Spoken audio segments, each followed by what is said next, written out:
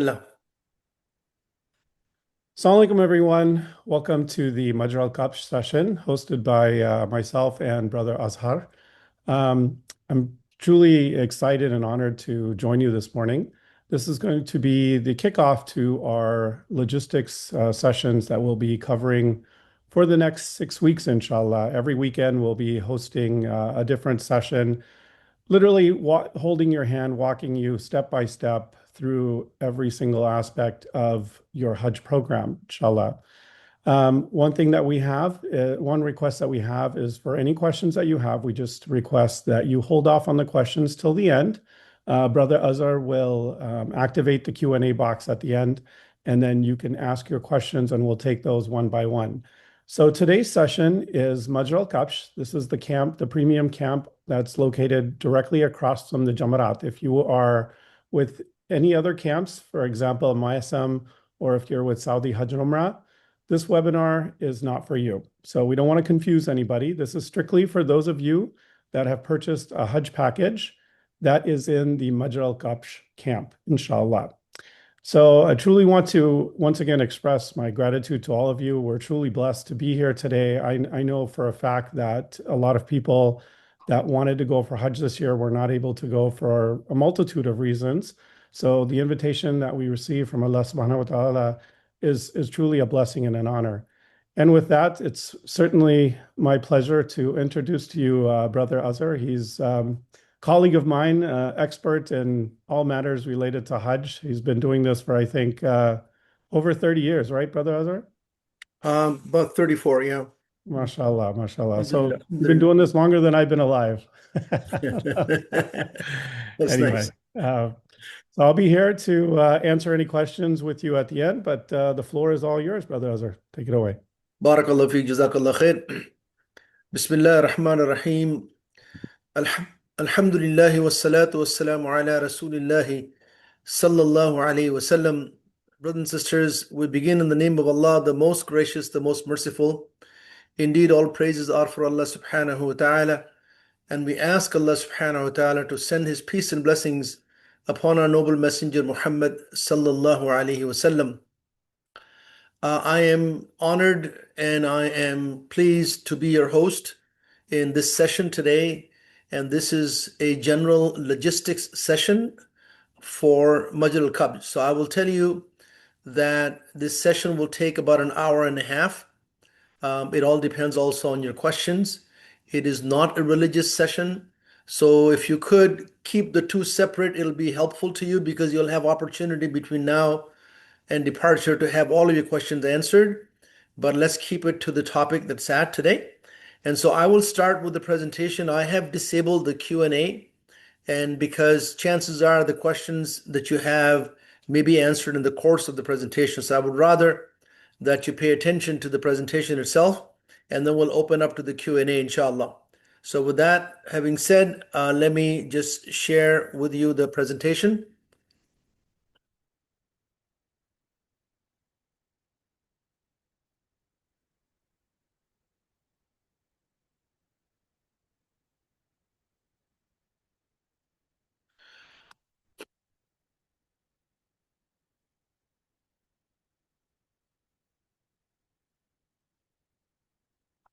Okay. So what does it cover? This webinar covers basically all aspects of logistics and administrative details of your journey from pre-departure planning to the end of Hajj. This is specifically for those who will be staying in Majar Alkabsh Mena camp. It is not for those who are in Al-Muassim, because the logistics of Al-Muassim is very different than that of Majar Alkabsh.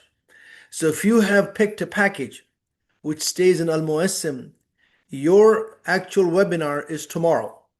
Tomorrow at the same time is the webinar for those who are in Al-Muassim. So if you are staying in Majar Alkabsh, yes, attend this one, because if you attend the other one, it just will confuse you. That's why we have actually separated the two webinars. Now, for you to gain the most out of this extensive presentation, you should already know the package you purchased. Did you purchase the package? Obviously, those who are attending have purchased the Majar Alkabsh package.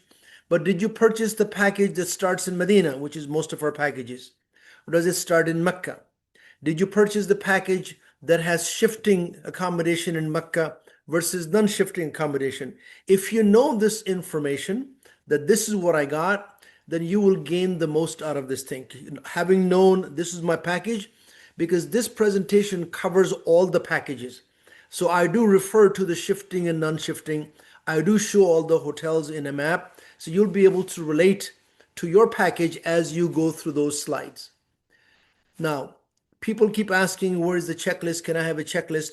Even if I give you a checklist of items to consider, what is relevant is that the checklist has to be mentioned, the item in the checklist has to be mentioned in some context. Why am I taking this? Why should I consider this? So the best thing for you to do is sit down with a, paper and a pen or a pencil and make notes during the presentation. As you're making notes, you can go over them towards the end and you will see that the checklist is there, except it's done in the context of where the item may be needed or should be considered. So make notes, it'll help you, because then also will help you formulate your questions, and then you can post your questions at the end of the session. And please keep the questions to the logistics and admin topics. You'll have plenty of opportunity in the manasik and the fiqh of Hajj sessions to ask the religious questions. Okay, so we can have these two tracks, the spiritual tracks, the fiqh track versus the admin and logistics. It'll be nice to actually have one covered in one and the other covered in the other. Now, let me just do a summary here. The responsibility for delivering Hajj services to you is owned by the Hajj service provider companies. You went out and bought a package from Sira, you bought a package from Ihram al-Day, for example. They are the Hajj service provider companies in Saudi Arabia. They are actually responsible for delivering the services that includes airline arrangements, accommodations, transportation, services in the camps, and much more. The Hajj guides that are assigned by the Saudi Hajj service provider companies, they act in a supporting role to deliver those services to the pilgrims. I want you to understand that distinction. Now, I'm going to go through some of the things that will happen, may not happen. It's going to be this way, that way. All of this is subject to change. As you know, that many things are outside our control.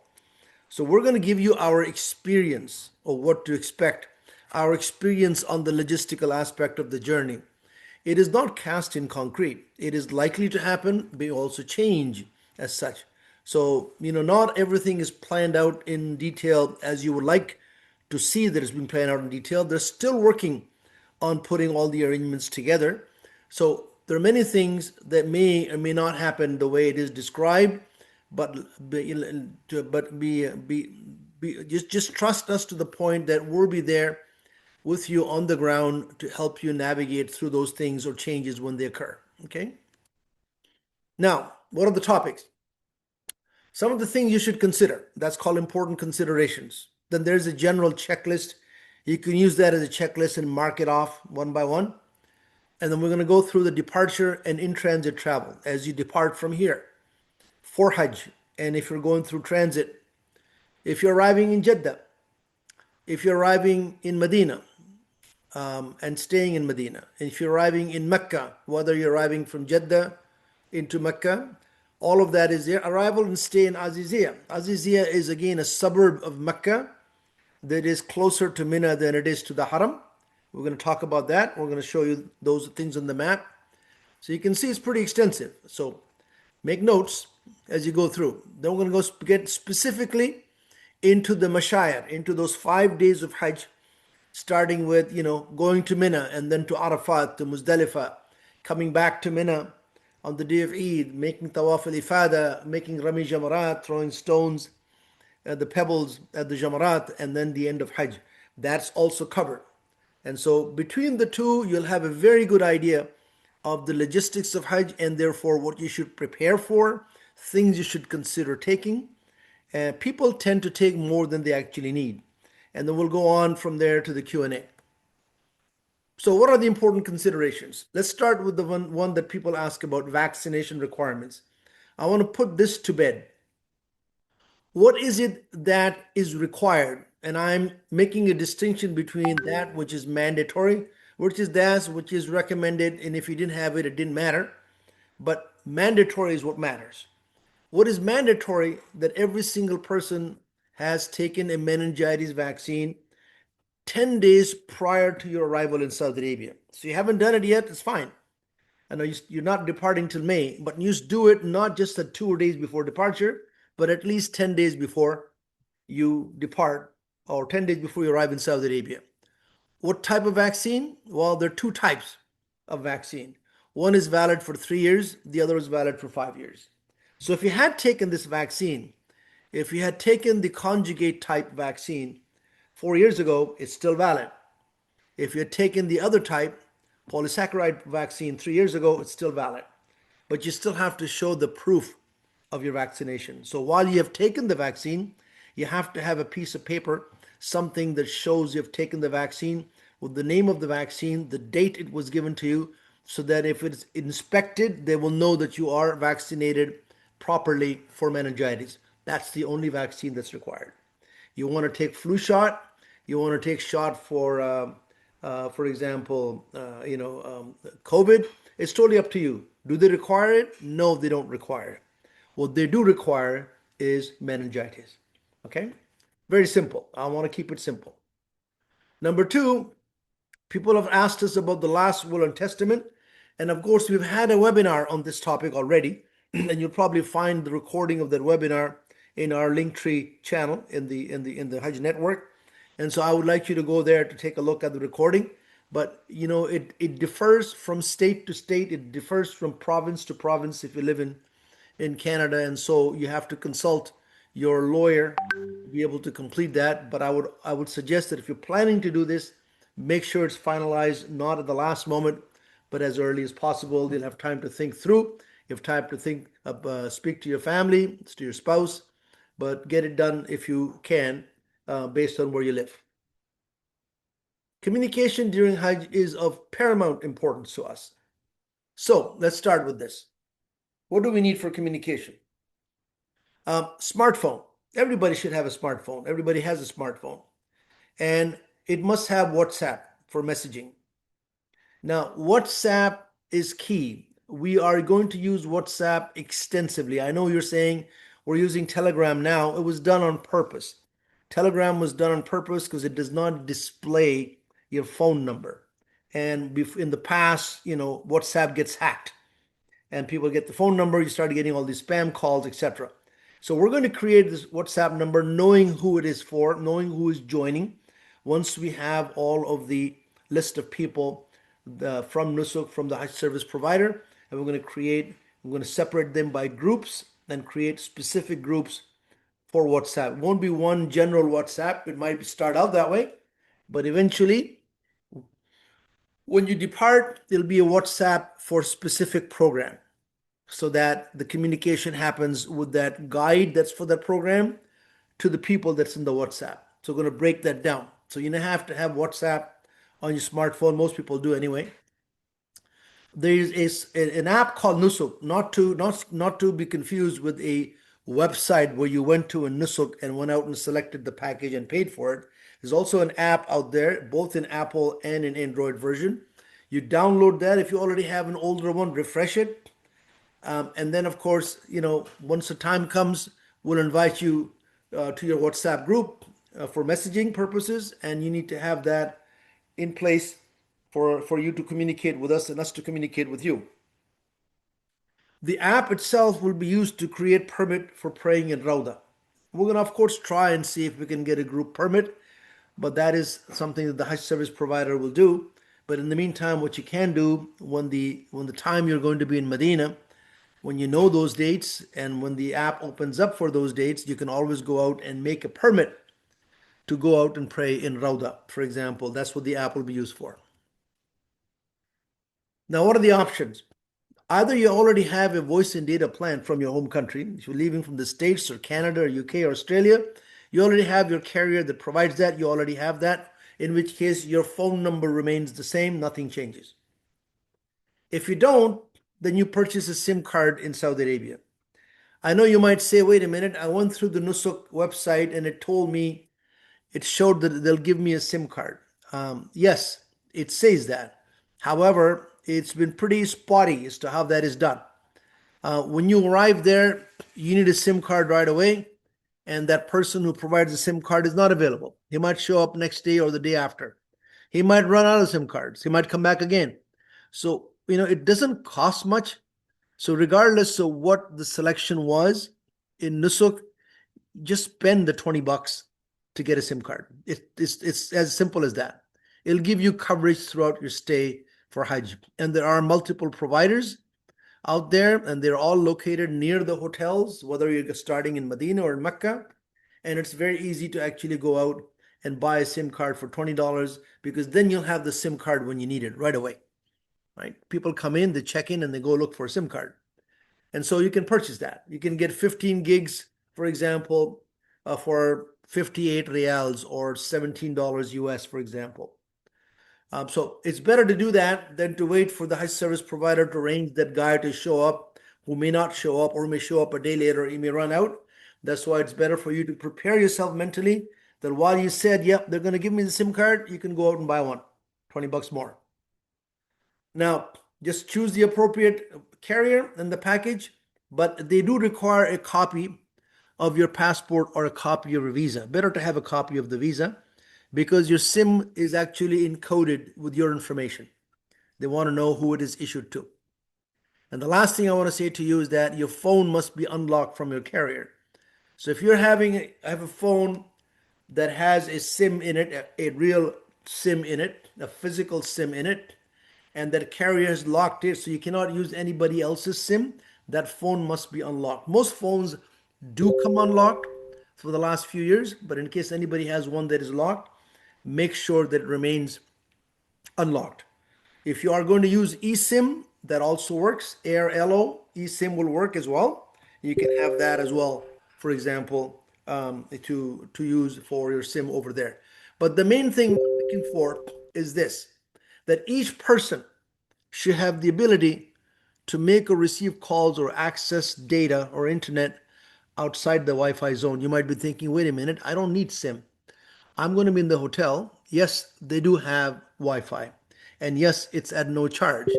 And we can tell you what the Wi-Fi is. And when you're in the hotel, you'll have the availability to Wi-Fi. Sometimes you might find some dead spots in those tall towers in Mecca, for example, but mostly it's reliable. Sometimes you'll find it to be slow, and that is generally speaking when people pray salah, and as soon as they're finished, they get on their phone, and so that network becomes busy. But it's still there, for example. However, when you're outside the Wi-Fi zone, it's important for you to have the SIM card. For example, if you're lost somewhere in Mena, God forbid, if you're lost somewhere in Arafat, how are you going to contact anybody?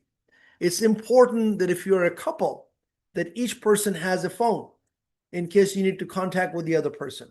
And that phone should work outside the Wi-Fi zone. Now, if you're thinking, hey, wait a minute, I'm going to use WhatsApp-based calling. Well, that doesn't work over there. It's blocked. You cannot use WhatsApp to call and have a live call. You can use WhatsApp to send voice notes, send videos, send images, send messages, but not for live call. Yeah, you might use IMO, FaceTime, or other third-party apps, but still, you must have coverage outside the Wi-Fi zone, which is why it's important that you have one or the other. Either you're carrying with you a voice and data plan from your home country, or you're going to buy a SIM over there, inshallah. Hajj will be in hot weather. I'm just going to tell you, if you look at the very bottom part of it, the temperature, that's the average temperature in the month of May. And you're going to go somewhere towards the end of May, mid to the end of May. Arafat is going to be towards the end of May. And so it'll be more towards the 109 Fahrenheit and 42 Celsius, then it will be on the lower side.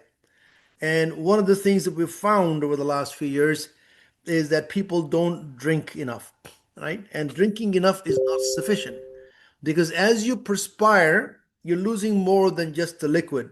You're losing the electrolytes in your body, and you need to replace that. So again, seek medical advice on using electrolyte in case you are diabetic, in case you have other issues. But generally speaking, people take electrolytes with them. These are powder form or tablet forms. See some of the pictures there. And it's not necessarily used when you're in Medina or when in Mecca, but it is definitely used when you're out there in the camps, in Arafat and in Muzdalifah, definitely used as such. So make sure you take that to remain rehydrated, right? Some people take wet towel. So they take a small towel that's very meant for this purpose. And you see people with, the participate in sports, you can see they have these towels on their neck. You can just wet that towel and put that. Some people will take a spray bottle and spray on their face, for example. Very few will take a cold pack that gets activated when you squeeze it. But generally speaking, the cold pack is used, generally speaking, it'll be used in Arafat or train station in Arafat, and I'll explain to you is because of the crowd and the long lineup and Muzdalifah. But you won't use any of that, for example, in the hotels when you're in Mecca and Medina, right? So don't overpack it as such. There are coolers in the camps. You can certainly take your towel and dip it in the cooler that has some ice in it and use that to cool yourself. But that does not substitute for drinking electrolyte drinks to replace the perspiration that you lose. Okay. Number three, please avoid exposure to the sun. Just try and avoid long exposure to the sun. If you're sensitive to sunlight, consider getting perfume-free sunscreen lotion, but don't take a whole bunch with you.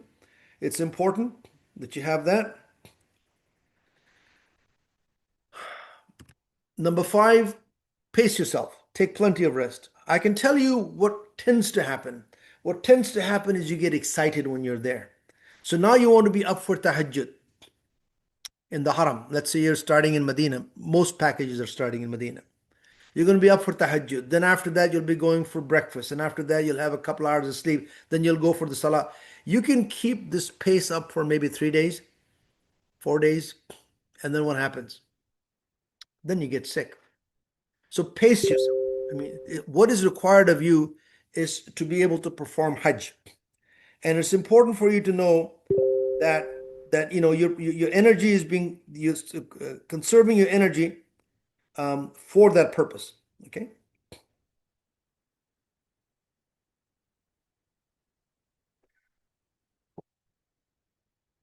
If you consider taking daily vitamin supplements, again, because you're not getting proper sleep, you're not getting a contiguous 8 hour sleep, for example, take something that will boost your immune system and also for energy.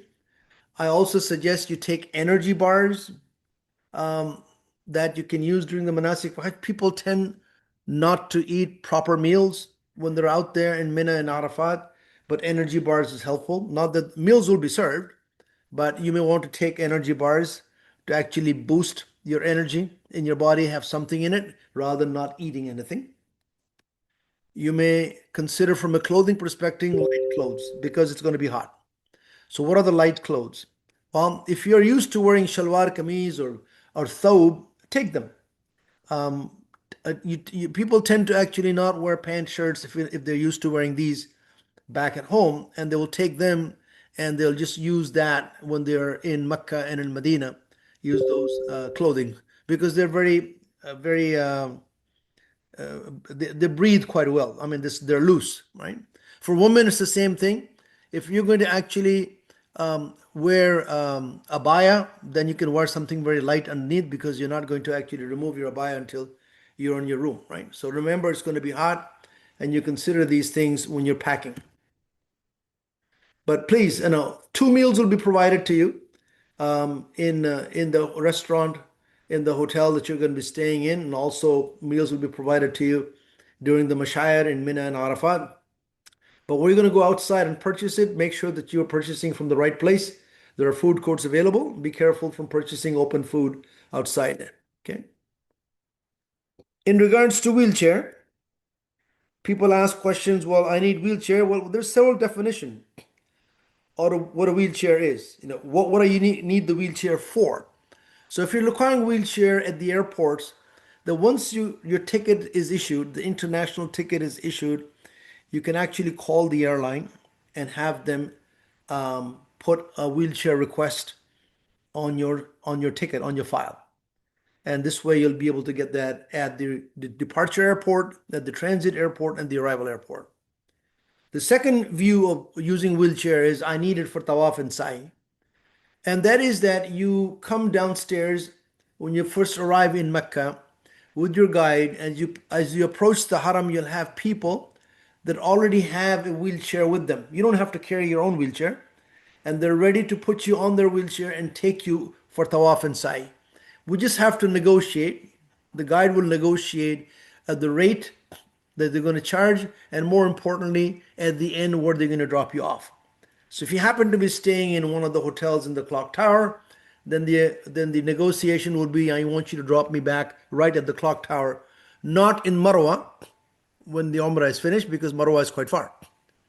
So what you do is you negotiate the amount, and my guess would be it's about $120 to $150 per usage. It all depends on the crowd.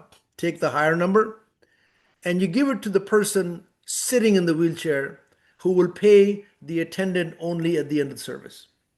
That's someone requiring a wheelchair for tawaf and sa'i. By the way, if somebody says, I want to do tawaf on my own feet, but I want to use sa'i on a chair, you can get those inside the haram.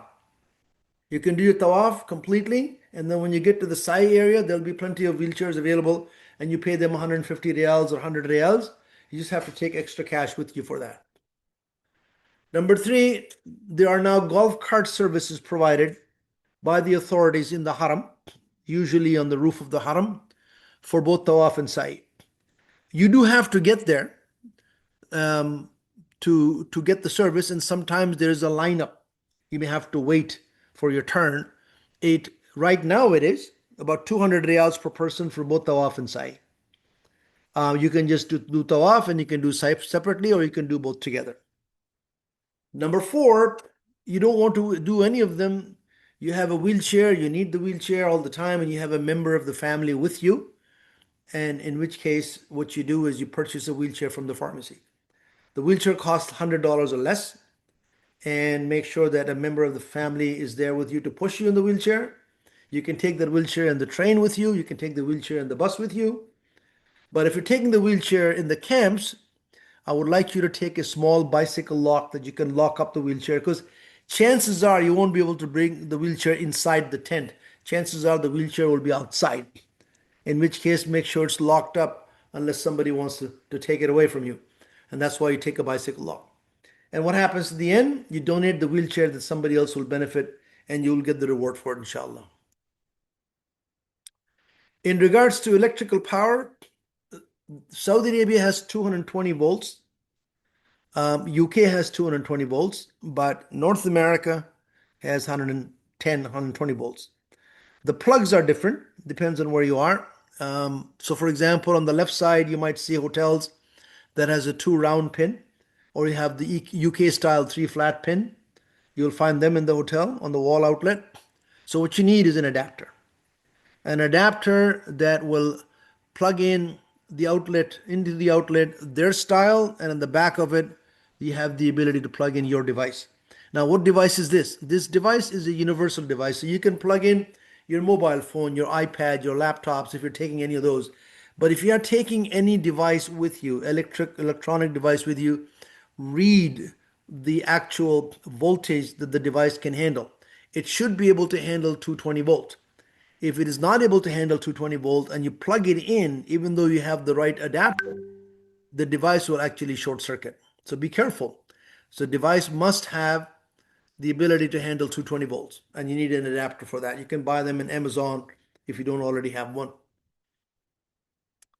The last thing about electrical power that is important is that you don't have too many outlets when you're in Mena. Those are temporary places that is set up for the pilgrims who stay there for 3 nights. And Arafat is even more temporary for 1 day. Muzdalifah is in the open air, and definitely no plugs to plug in, no place to plug in.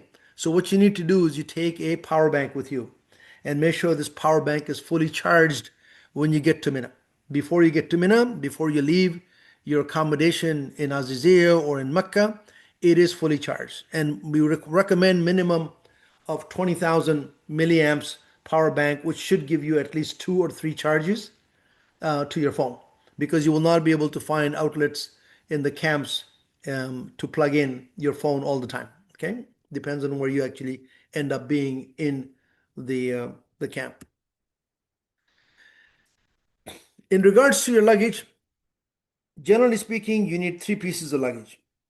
Number one, you need a suitcase that has all your belongings. In economy class, that's a standard suitcase. I'm sure everyone here has traveled before. It is 50 pounds or 23 kilograms in a standard bag, and that is your clothing and all the belongings. In addition, people take a roll-on bag, what we call the hand carry luggage. You see a picture of that. The type of a luggage that you actually put on the upper, bin of the aircraft. When you're sitting in the aircraft, you put that roll-on bag on the bin above your head, overhead bin, and that also has a restriction of 7 kilograms or 15 pounds. And then the last one is a backpack. We want you to be able to have a small backpack because that'll be used when you travel from Mena to Arafat to Muzdalifah and return. And I will show you the use of each one of these roll-on bag and the backpack as we go through the presentation. So that's basically your luggage. You don't have anything else. Somebody has an extra personal item, or a lady may have a purse, that's fine. But these are the main things you're going to carry. In terms of checklist, you can use this as a checklist as you're going through when you're packing, when you're looking at what are the things, if I got everything. And that is, number one is a valid passport. It's important to make sure that you understand you're carrying your passport with you. Number two, make sure you copy your Hajj visa. Hajj visa will be emailed to you as it becomes available. As they issue it, you will get an email. Okay, make sure you start checking your spam folder on a daily basis, because sometimes your email may end up in your spam folder. So on a daily basis, check your spam folder once or twice. And once you do get that, make sure you print a copy of that and take it with you. If anybody has a permanent resident card or a green card, because they're carrying a non-US, non-Canadian, non-Australian passport, for example, you make sure you make a copy of that as well. Nobody requires a green card or PR card when you land there. Nobody will ask you for it. You should not give to anyone. It's just that you need it for your return trip. That's your entry back in your home country. So you need to take it with you. And as you're taking it with you, you're going to keep it with you in safekeeping. But just in case, make sure you keep a copy somewhere else, just in case it is lost, God forbid. Make sure you have your airline ticket with you. And make sure you read your airline ticket. You know how many times people don't read it and they find out, oh, I didn't realize it, my flight was at this time, and they're rushing to the airport? No, plan it out. Take your time. Read it, understanding which day your flight is going to be and what time your flight is going to be, and validate the flights on time on that day, right? Number five is proof of vaccination. I need something that shows that I have been vaccinated against meningitis, ACYW, that's the group number, and that's valid, at least, it's still valid. Just take that with you. As far as cash is concerned, we recommend that, not including gifts, we recommend that you carry with you $500 per person. You'll probably end up saving some money. This is not for gifts. If you're buying gifts extensively, then you take money as you want for the gift. This is also not for those who require wheelchair services. Now, if you think about wheelchair services, and let's say I need wheelchair services for Tawaf and Sa'i. I'm going to do, first time I go for Umrah, then I'm going to make another one for Tawaf al-Ifada, then I'm going to make another one for Tawaf al-Wada. So if you think it's about $150 each time, then I need extra cash for that. Now, when you do take cash, as an example, make sure you take relatively new and large bills. They have money changers there, but they're very picky. If you have a bill that is crumpled, if you have a bill that is torn slightly, if you have a bill that has writing on it, they might refuse it. So take something that is newer looking, doesn't have to be mint, newer looking bills, large denomination. Because if there is an exchange rate for your currency, for example, US dollar will be at 3.72 as an example. If you give them a $100 bill, they'll give you 3.72 rate. If you give them a $50 bill, they'll give you 3.68 rate. But $50 and $100 is still money, but that's what they do. The lower denomination gets a lower rate. So take larger denomination, newer looking bill. If you have credit cards, yes, they're accepted in major stores. If you have a debit card, there are ATM machines, sometimes long lineup. They probably have, administrative charges for you to use the ATM to withdraw the money, but the fact is that that is available in the hotels, or in close by the hotels in Makkah and Medina. ATMs are generally available. Now, ihram and accessories, this only applies to the programs that are starting in Makkah. If you're starting in Makkah, you should have received your ihram before you depart. Right? Those who are starting in Medina, they will not receive their ihram here in North America or UK or Australia or Canada. They will receive their ihram in Medina because they're starting in Medina. You don't need to be in ihram until you get to Medina. So we'll give you the ihram in Medina. But those who are going to Makkah first, the flight lands in Jeddah, for example, and they're going to head out to the Haram, they have to be in the state of ihram before the plane touches down in Jeddah. And so the ihram will be sent out to them here. And they have to make sure that they carry that with them, not in the suitcase that's checked in, but in their roll-on bag, in their carry-on luggage. Ihram garment and the appropriate footwear, I'll cover in a bit more details. So what that is, if you are one of those that require a belt to tie the ihram, then take that belt. You can use the belt that you use for your pants, it's fine. But many people know how to tie the ihram without belt. It's up to you. You don't really need a money belt, but in case you feel like you need one, then go ahead, buy one, probably in the camping section, one of these stores. But generally speaking, the money stays with you. When you get to the hotel, you'll go into your room and you'll put it in the safety deposit box. But if you need to carry, you don't carry money in a money belt anymore outside per se. But you can if you wanted to buy it. That's why I made sure I wrote if needed. Right? Depends. Again, ihram for those who are starting in Medina will be distributed in Medina. Those who are starting in Mecca will be sent out here, and they should have it with them before. It's been sent out, but in the United States, but you should have it with them before they depart. Now, let's talk about footwear. Women have no requirement for footwear. There's no specific requirement as to what type of footwear they should wear. There are no restrictions on what they wear. They can wear slippers, they can wear sneakers, they can wear shoes, they can wear it covered, they can wear it uncovered. No matter what type of footwear, there are no specified restrictions for a woman's footwear. That should be very clear. Whatever they're comfortable with, that's what they should wear. That's it. Now, if you're going to go bare feet, then it is preferable to have your socks on. So it's preferable to cover your feet with the socks, right? And rather than just be completely bare feet.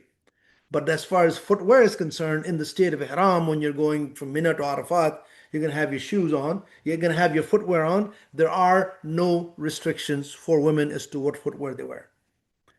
That should be clear. Let's talk about men. Men do have specific requirement for footwear that they must wear. The ankle and the heel must be exposed. That is the minimum. Some people will say, no, we need to actually also have the toes or the cuneiform bone, which is the top bone on the top of your foot. Some part of it should be exposed. So if you subscribe to that, then you'll choose one of the two pictures that you see at the bottom, right? You'll see one of those sandals that has both the heel exposed and the middle part of the bone is exposed, or the toes are exposed. Okay, you will not be wearing Crocs in that case. You can wear Crocs for those who subscribe to the fact that the heel is exposed. That's good enough for us, right? It also there's a difference of opinion in the four schools, but to pass all schools, you'll take one of the two in the bottom, for example, right? Now, what happens? Somebody says, I can't wear footwear. I have some issues with my foot. Then just for medical reasons, consult your sheikh. Some people have medical reasons where they can't wear these type of footwear. They have to wear special shoes. Yes, that's allowed in ihram, but please consult with your sheikh because he has to understand what the reason is, what the condition is, and then he will tell you if there is going to be any fidya or you're allowed to just wear that. But the restrictions for men to wear footwear is there in the state of Ihram. And so you make sure that that footwear is going to be with you in the plane. When you change into the Ihram garment, you have to also change into the appropriate footwear when you are in the state of Ihram. Let's talk about personal needs. Toothpaste, toothbrush, that's a given. Unscented soap in a soap box. I tend to carry that. And that is because when I'm in the state of Ihram, I'm going to wash my hands. By the way, washing hands frequently is the best thing you can do to save yourself from catching any diseases. Because every time you go outside, you pray, you meet people, you shake hands, you come back. Sometimes when I've seen people go straight to the restaurant for meals, if there's a breakfast or a dinner, just make sure you get into the habit that as soon as you leave your room, when you come back in, you wash your hand with soap, right? Completely wash your hand with soap. And this allows you to be somewhat germ free because we don't even realize it how many times we touch our face with our hands. And this is exactly where people tend to get sick. And so when you're in the state of Ihram, you cannot use soap that has perfume in it. And all the toiletries in the hotels in Mecca and Medina all are perfume. They're not perfume free. So what I tend to do is I will go, for example, and buy a Dove unscented, right? If it's too big of a soap bar, I'll cut it in half and I'll buy from a dollar store a soap dish and I'll carry that with me. So now I have something to wash my hands when I'm in the state of Ihram. It's a very small footprint, so a very small box to carry the soap and I wash my hands with that in case the unscented soap's not available in Mena or in Arafat, for example. It should be. They have soap dispensers that is supposed to have unscented soap, but in case it doesn't, I carry my own in a soap box. So something to consider. Nail clipper, small scissor, hair comb. This is again as part of your ihram preparation. You should have that. Bath and hand towels from Mina. I tend to carry only a bath towel. I don't tend to carry a hand towel. It dries within minutes because it's going to be hot enough, right? But because I'm trying to lighten my load as to what I take into Mina. A small, not a full-size bath towel, just a medium size enough that, to dry me, and I can come back into my tent and lay it out there on my bedding, and it'll dry pretty soon. It'd be nice to actually carry some tissues, for example, small packets, right, with you. As I mentioned, light cotton clothing for the hot weather. Just you can check on Weather Network when the time comes and look at the long-term forecast. But they are necessarily, cotton clothing, baggy clothing that will be helpful for you. Now, when I'm going to go out into the camps in Mina and Arafat, what do I carry with me? Well, my suitcase stays away from me. I'm going to put my stuff I need in my carry-on bag. You know, that small roll-on bag. Even that you may not carry if you're in an unshifting program, and I'll cover that separately. So I'll carry my change of clothes, and I'll cover that, later on. And I'll carry a backpack because when I arrive in Mina, I have my roll-on bag with my change of clothes. But when I'm going to go from Mina to Arafat for the day and stay overnight in Muzdalifah and come back to Mina, I don't need to drag that roll-on bag everywhere. So I take my backpack, right? What I need in my backpack is in my backpack. Sunglasses, because it'll be pretty bright. So if you're going to wear sunglasses, it's better to actually wear something with a neck strap. If you're wearing prescription glasses, it is better to take a spare one. If you're one of those that cannot live without prescription glasses, just imagine if you dropped and cracked it or broke it. So always carry a spare one. And a lightweight prayer mat. It's very lightweight, something not too heavy, something you can put down on the ground anywhere and be able to pray. And in a small Quran for you to keep busy rather than talking with somebody else or idle talk. Okay. Something to consider. Now, health medical kit. Remember the bottom part I'm saying we have 2 medical webinars that are scheduled with our physicians who travel with us. They'll come and give us advice, but this is simply a general list that, if you want to take with you some Tylenol or Advil or aspirin, it doesn't mean you go out to the store and buy one of these, each one of them. I'm just giving this for you to consider. This is not something as a checklist that I must buy. If you're prone to air sickness, Gravol. If you're not, you don't buy Gravol. Vaseline, petroleum jelly are really meant for men. The men, when they're in ihram, the inner thighs, they rub against each other, it becomes very sore and painful. So it's okay to actually put jelly on the inner thighs. So when you are in performing in Ihram, when and the two sides rub together, at least you will not get sore and you'll not be in pain. That's what that petroleum jelly is for. If you're one of those that doesn't have that issue, that they don't rub together, then you don't need it, Vaseline, right? Imodium, something just in case. Face mask and hand sanitizer. Even though COVID doesn't exist as a pandemic, it's still around. And so, take 2 or 3 face masks. If you're going to take a hand sanitizer and use it frequently, don't judge it by smelling it. Look at the ingredient. If it says perfume free, then it's perfume free. Okay. And rehydration electrolyte tablet. But more important to me is that, if you have a physician and he can or she can subscribe to you a course of antibiotics to take with you, you don't start taking it yourself. We'll have physicians available and they'll tell you when you should take or shouldn't take. You can actually take a suitable antibiotics from home.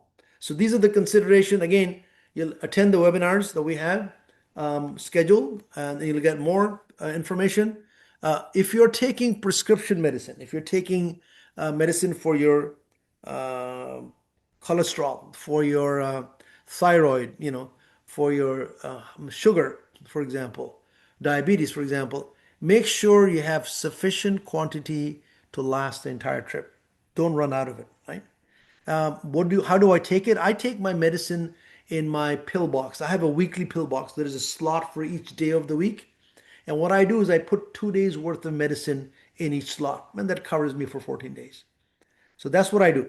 So I take sufficient medicine that I normally take, every day that I must take, right? If you have certain conditions, please do speak to your physician regarding and how to handle yourself when you have these conditions.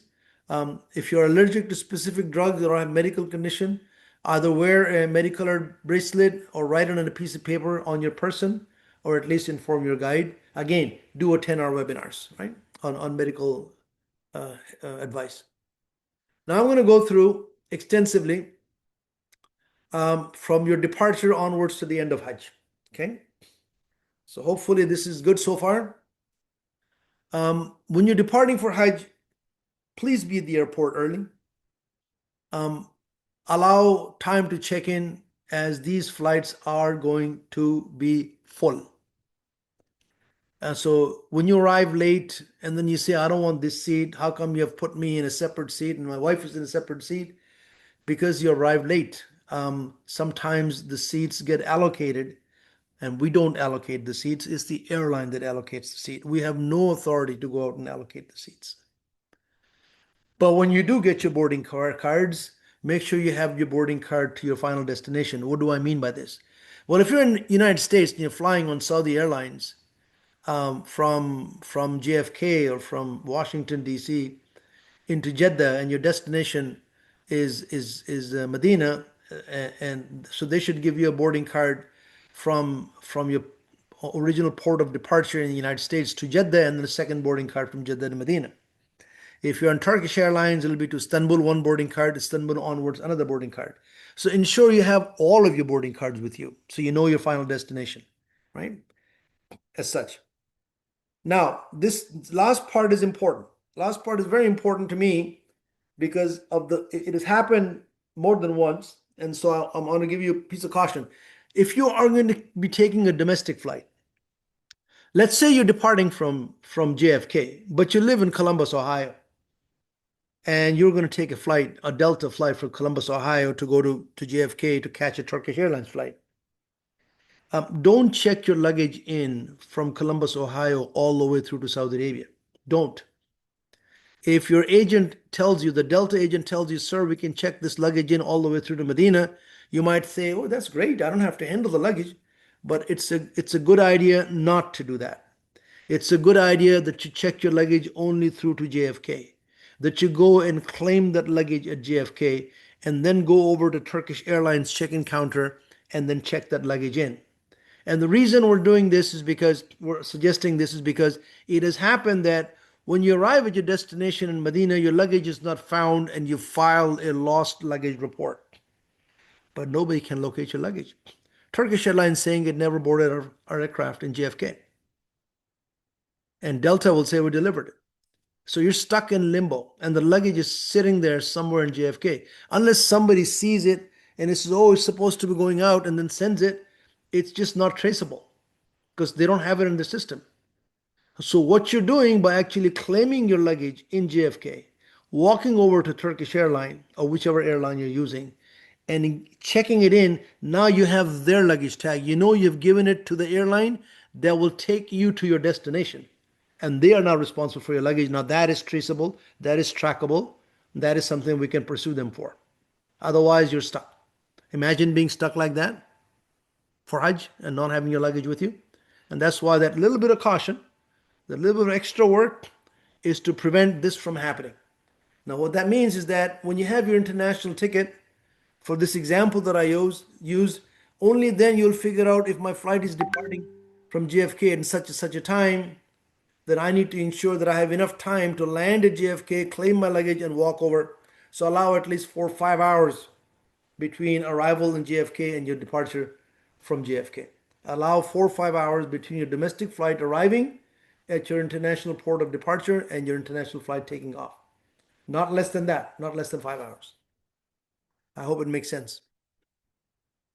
Now, if you're in the Makkah-first program, okay, I'm going to be in a Makkah-first program. What does that mean? I'll be in the state of Ihram before my flight lands in Jeddah. Therefore, all the requirements of preparing for Ihram has to happen at home.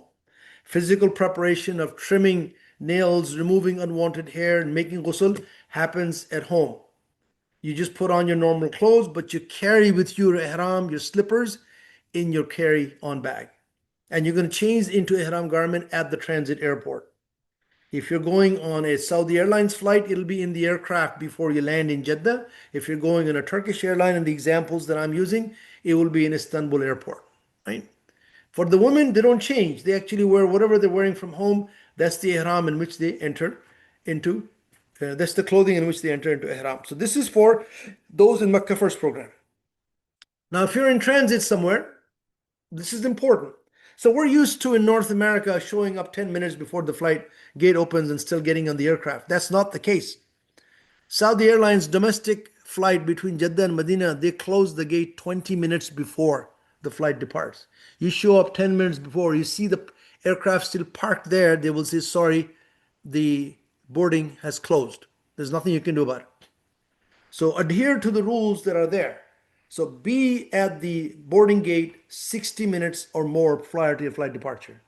You might be finding a bite to eat somewhere, but remember, if you've landed into Istanbul and you are going to go to your next flight, make sure you arrive at the boarding gate.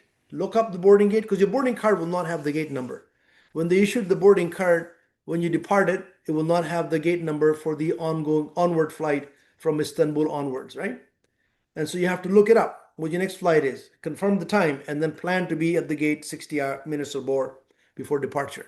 If you're in the Makkah-first program, make sure you change into the Ihram garments during transit. You're not making the intention yet. You're just changing into the garments, right? And the Ihram requirements. Women, they don't change, they have the same. You board the aircraft wearing your Ihram garments. And then when they actually make the announcement in the plane that we're going to approach the miqat in 20 minutes, you make the intention in your seat. You have to do it prior to approaching the miqat. You have to do it before you land in Jeddah. Have people come to me and say, but brother, Jeddah is a miqat. I can make the intention in miqat. Yes, Jeddah is a miqat, but it's not a miqat for you. It's not a miqat for those who are coming from Europe. It's not a miqat for those who are coming from North America. It is a miqat for those who are coming from Africa. Because for those coming from North America, you cross the Red Sea, you cross the miqat before you land in Jeddah. So you're crossing the first miqat in the air, then you're landing in the second miqat. You've already violated the ihram by not being in the state of ihram in the first miqat, which is actually in the Red Sea, right? So again, when they make the announcement in the aircraft that you're approaching the miqat, what you do is you go in and you make the intention for Umrah, inshallah. Arrival in Jeddah, I'm going to go through the process for arrival in Jeddah. So if you're arriving directly from USA, Canada, UK, Australia into Jeddah, once you deplane, somebody out there may ask you for your proof of vaccination. That's why you need to have that proof of vaccination with you. Then you're going to line up for immigration and customs. It may take up to 2 hours. They will scan your passport, they'll pull up the visa, they'll take your picture, they'll take your fingerprints. That's normal for them. Then you go onwards to your luggage claim and you go out and take your luggage and you go through customs and you come outside. If you don't find your luggage, it's very, very important that people pick their own luggage. Sometimes they take another person's luggage, it looks alike. Make sure you always have a tag on your luggage. Make sure you always have a tag on your luggage. Something that identifies your luggage. So pick your own luggage. You can have porters available there. You can have, luggage carts available at no charge, and then go straight through customs hall. But if you do have lost luggage, you report that first before you exit the customs hall. And outside, you'll meet the Hajj service provider reps to assist you after you exit the customs hall. They can't come inside, it's a secure area. But you always keep your valuables with you. If your purse is with you, it stays with you. If you have a small, bag with you, it stays with you.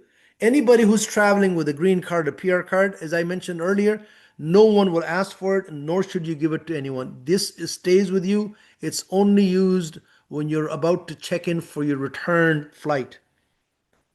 It's not used anywhere else. Now, if you happen to land in Jeddah and go to Mecca, then there's another process involved there, and that is that transportation is provided by a third-party service provider. It's not provided by your Hajj service provider. See, the authorities actually control the transportation on the road. Would you believe it? There's at least 100,000 pieces of vehicle transportation that is used during Hajj. So cars are not allowed in Mena and Arafat and Muzdalifah. It has to be a multi-seater. It has to be a bus. It has to be at least an 18-seater. So they control. They don't want, a bus only half full going and causing congestion because there's too many traffic, especially when you're approaching Makkah. So it's a third party. And the service provider will coordinate with them to get you to Makkah, right? And you take your luggage and you go there and make sure it's loaded. Make sure you have your valuables with you. Normally, they'll depart by destination hotel. Even though the distance from the airport to Mecca is about 45 miles or 72 kilometers, but because of the process involved, by the time you arrive in Jeddah airport till you get to your hotel, it's an average of 5 hours. So you might say, I've traveled for 20 some hours, 30 hours, and I'm already there. It's only 45 miles away. I'm just telling you to set your expectations. There's still some time before you get to your hotel. If those of you who are arriving in Jeddah, but your program starts in Medina, well, again, you come out of Customs Hall, the service provider will meet you and they will transfer you to Medina by either bus or Haramain high-speed train, depending on what's available when you arrive in Jeddah. This part has not been figured out yet in its entirety. Okay? They're still working on it. So if the flight arrives in such a time that there is no connecting train, then you're going by bus. If the flight arrives at such a time there is connecting train but there is no seats available, you're going by bus. If the flight arrives on time and there is a connecting train, then you're going by train. They'll figure this out and we'll let you know. It's too early in the process to be able to tell you that. But they were responsible for getting you to Medina. That's the thing that you should take away from this slide. Okay. Once you arrive in Medina, for those who are arriving by air in Medina, direct flight to Medina. Again, once you deplane, you may have to show your proof of vaccination. You're going to go through immigration and customs, just like I mentioned earlier for Jeddah. And again, you have to exit the customs hall and you'll meet your service provider reps outside who will help you arrange your exit from the airport to your hotel. Again, transportation is provided by third-party service provider and they will make arrangements for you to get to your hotel, inshallah. You make sure your luggage is outside and loaded in the appropriate bus and you keep your valuables with you as you get to Medina. Once you arrive in Medina, this is the list of hotels that I'm showing you that are in and around Medina. I want you to take a look at it.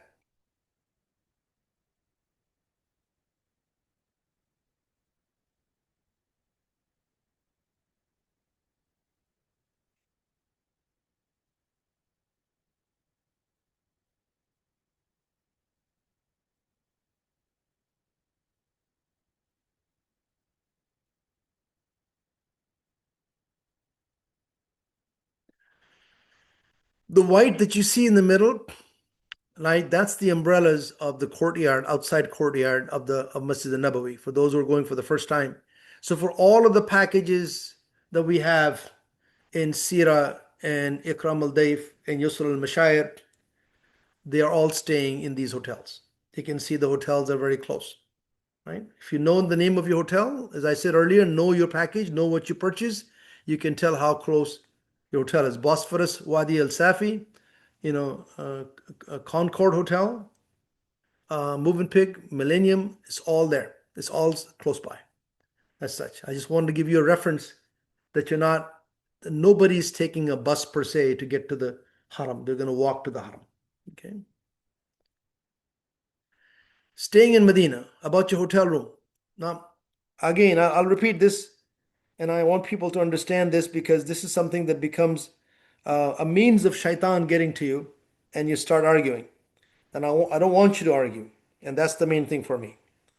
And that is, when you walk into a hotel room anywhere in the world, pretty well, United States, Canada, UK, how many beds are there in the room?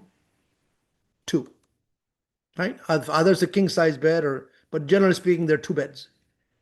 So if you're a family of three or four, and you ask them, hey, can I have extra beds? What do? They provide extra beds for you, but they are temporary beds. So when you look at a quad occupancy and a triple occupancy in Mecca and Medina, expect to have two standard beds and two temporary beds. Now, that's the way the configuration is, and that's how they priced it in Nusuk, based on that configuration. When you are assigned to a quad room, because you're quad, 4 people, it is basically 4 people assigned to a room. As to who gets which type of bed, that is not assigned. That is something that is decided among the people in the room. So be considerate of each other. If somebody else is 6 feet tall and can't fit into a temporary bed, perhaps it'd be a good idea the person has a regular bed. Somebody is elderly, etc., etc. This is simply up to you. Allah subhanahu wa ta'ala is looking to your heart in this journey. We don't assign beds. We assign people to the room as such. Okay? Remember, you might feel like, how come I get a temporary bed? This person has a regular bed, but that's the way the configuration is. Okay? That's simple as that. That's the way it is. Check-in time is generally 5 p.m. What does that mean? Well, what happens if you show up at 3 o'clock in the afternoon and somebody says, I'm sorry, your room's not ready? And you might say, wait a minute, I've traveled for 30 hours. I'm tired. I need my room now. And you get upset. But the check-in time generally on those websites that you go to your hotels is 5 p.m. And it gets even worse during Hajj time because sometimes even 5 p.m. is not sufficient. What we're going to try and do is do our best to speed up room availability. There are staff working with the hotel 7/24. They have a list of people that are coming in. They know who they are that are coming in. And they work with them to get those rooms as soon as it's possible. And that's important for you to understand that. If you're coming in on a Turkish Airlines at 12:30 a.m. or 2 a.m. or 3 a.m., then those rooms would have been purchased from the night before. But generally speaking, if you're showing up at 10 o'clock, 11 o'clock in the morning, you'll have to probably wait till the rooms are available. Why am I mentioning this to you? I want to set your expectation. This is a journey of patience.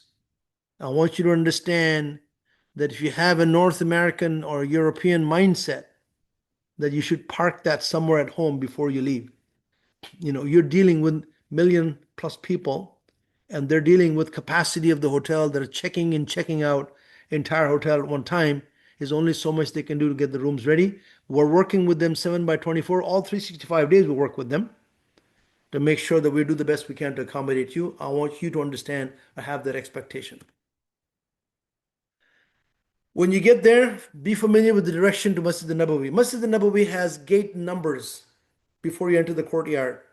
Gate numbers. For example, coming out of Movenpick Hotel, gate 328.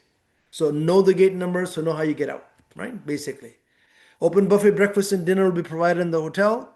There will be scheduled lectures in the hotel, and you ensure that you follow the instructions on ziyarah in Medina. There'll be a bus tour in Medina on a specific day, and make sure you follow the instructions so you can be on that tour. Any other admin guidance provided by a Hajj guide, what happens to luggage when I move to Mecca, All of that will come through in that WhatsApp group that we're going to establish, in which you'll be a part of, right? Now, when you're leaving Medina to go to Mecca, your luggage will not be with you. The checked luggage, the carry-on luggage, the roll-on you'll carry with you. But the checked luggage will be picked up much earlier before checkout. Normally, it's picked up the evening before you check out, right? We'll give you specific instructions. And so what you need to do is make sure two things you need to do. Make sure you prepare your luggage appropriately according to instructions. Okay, I'm going to have this go out. I better have my ihram out of there. I better have the things that I need. I better have my medicine with me, etc. That's one thing, so you can pack appropriately. And make sure that you place your luggage on time. Before time or on time, but not after time. If we want the luggage outside by 6 p.m., it better be there by 6 p.m. It not be there by 6:30. It's okay. Because if the guy goes around the floor and misses the luggage, your luggage stays there. And that becomes a headache. That becomes a problem. It becomes an annoyance for you. So do your part and we will do our part, right? So don't place your hand carry with your checked luggage. That stays in the room. The rest goes outside the room and we'll give you specific instructions when the time comes. Now, if you're departing by train, let's say you're staying in Medina and you're departing by train, high-speed train to Mecca. You started in Medina, you're going to Mecca. Your pre-ihram preparation happens in your hotel room. The trimming the nails, removing unwanted hair, making ghusl. If you're four to a room, you have to time that. And if each person takes 1 hour to get all of these things done, or 40 minutes, you time it accordingly so that each person uses the bathroom accordingly. And you wear your ihram garment in your hotel room. You're not in the state of ihram. You have not made the intention for ihram, but you're just simply putting on the ihram garment, all ready to make the intention. And then you'll be told what time to come downstairs with your valuables and your carry-on luggage to board the bus to go to the train station. Okay? And you're going to carry your hand carry luggage with medicine valuables to the bus and on the train. And you are responsible for it. The checked luggage was picked up the night before. Where do I make my intention for Umrah? Well, if I'm going by Haramain high-speed train, first of all, the ticket will be distributed on the bus to the train. It'll be given to you here. It will not be given to you here in United States or Canada or UK or Australia. It'll be given to you over in Medina. The intention can be made on the bus as we depart the hotel and approach the train station, or it can be made in the train itself. It all depends on how we're seated as such. Right? And so we will tell you when the intention is to be made. The train does not stop at the miqat. The train is going about 175 kilometers an hour when they announce the miqat is approaching. We don't want you to miss the miqat and make the intention after the miqat. So it's appropriate. And by the way, when the train leaves the station, miqat is within 5 minutes. Right? It's 5 minutes, miqat is approaching. So you're better off making the intention before you get on the train or as soon as you get on the train and not when the train moves and they make the announcement. It takes 2 hours and 25 minutes, 2 hours and 15 minutes from Medina station to Makkah station. Once you get to Makkah station, you will, go outside the station and board the bus to go to your destination in Makkah. Again, you're responsible for your hand carry luggage that you're carrying with you in the train. Now, if you're staying in Medina and you're not departing by train, you're departing by bus, it's the same thing. You'll prepare for ihram in your room, and of course you get downstairs to board your bus, and you get on the bus, and this is most likely for the Essentials Hajj program, the standard Hajj program that is going from Bosphorus Hotel to the Millennium Adana Hotel in Azizia. So make sure you be there on time to board the bus. The bus will stop at the miqat, which is just outside the city of Medina, and you make your intention there and move on. It will go through checkpoints along the journey. It may take about 6 hours or more for the bus to reach your destination in Mecca. Again, you're responsible for your luggage. Once you arrive in Mecca, right? You arrived in Mecca, you're going to stay in Mecca. These are the hotels in Mecca. These are the hotels you're staying in Mecca. I want you to take a look at it.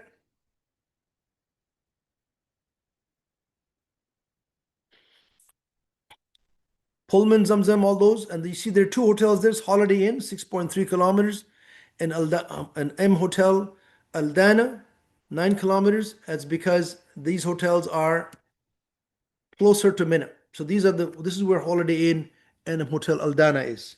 This is the place called Azizia. All that you see outside of Mina, these houses that you see outside to the left or further, this is known as Azizia or Al Sheikh. Right? This is where these hotels are. So this is where you're going to be going. Same thing. The room consists of 2 rooms, 2 standard beds. By the way, everybody in Azizia is quad occupancy. So again, perform your umrah and rest. Perform your umrah and rest. It is important that you rest. It is okay to pray in the place you're staying, especially if you're in Azizia. Staying. It's perfectly okay to do that because your main objective is Hajj. Haram is crowded. You cannot show up half an hour before prayer and expect to go into the Haram. You'll be praying somewhere outside, right? People go for Maghrib, they don't come back. They go for Maghrib an hour before Maghrib and then they come back an hour after Isha. That's how crowded it is, right? The administrative guidance will be provided by our Hajj guide regarding move to Mena and Medina and what to pack. And so here we go. Let's talk about shifting, non-shifting a little bit.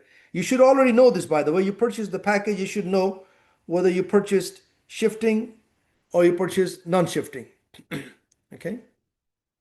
So, non-shifting are those who remain in their hotel during the manasik of Hajj. During Mena, Arafat, Muzdalifah, they retain their hotel room. That's called non-shifting. And shifting is that they are in their hotel room and they move out of the hotel room as soon as the manasik begin and they go to a hotel in Azizia. So we're talking about non-shifting. You've come to Makkah to your hotel, whether it's Swiss hotel, whether it's Anjum hotel. You've come to your hotel and now you're going to go to the manasik of Hajj, but you're going to keep your room. So what you need to do is you pack your belongings for stay in Mena and Arafat Muzdalifah in your hand carry luggage. Your checked luggage remains in your room, right? And for those who are in the hotels in the Haram, you might even be given an option to skip going to Mina on the 8th of Zulhijjah. And I'm specifically mentioning those who are not well to conserve their energy and they can go straight to Arafat early in the morning the following day. More instructions will be sent out later on. You can talk to your shiukh about it. You'll have plenty of time to talk to the sheikh either in Medina or in Mecca and as to what this is good. And again, it's not meant for normal healthy people. It's meant for those who actually are not well so they can conserve their energy.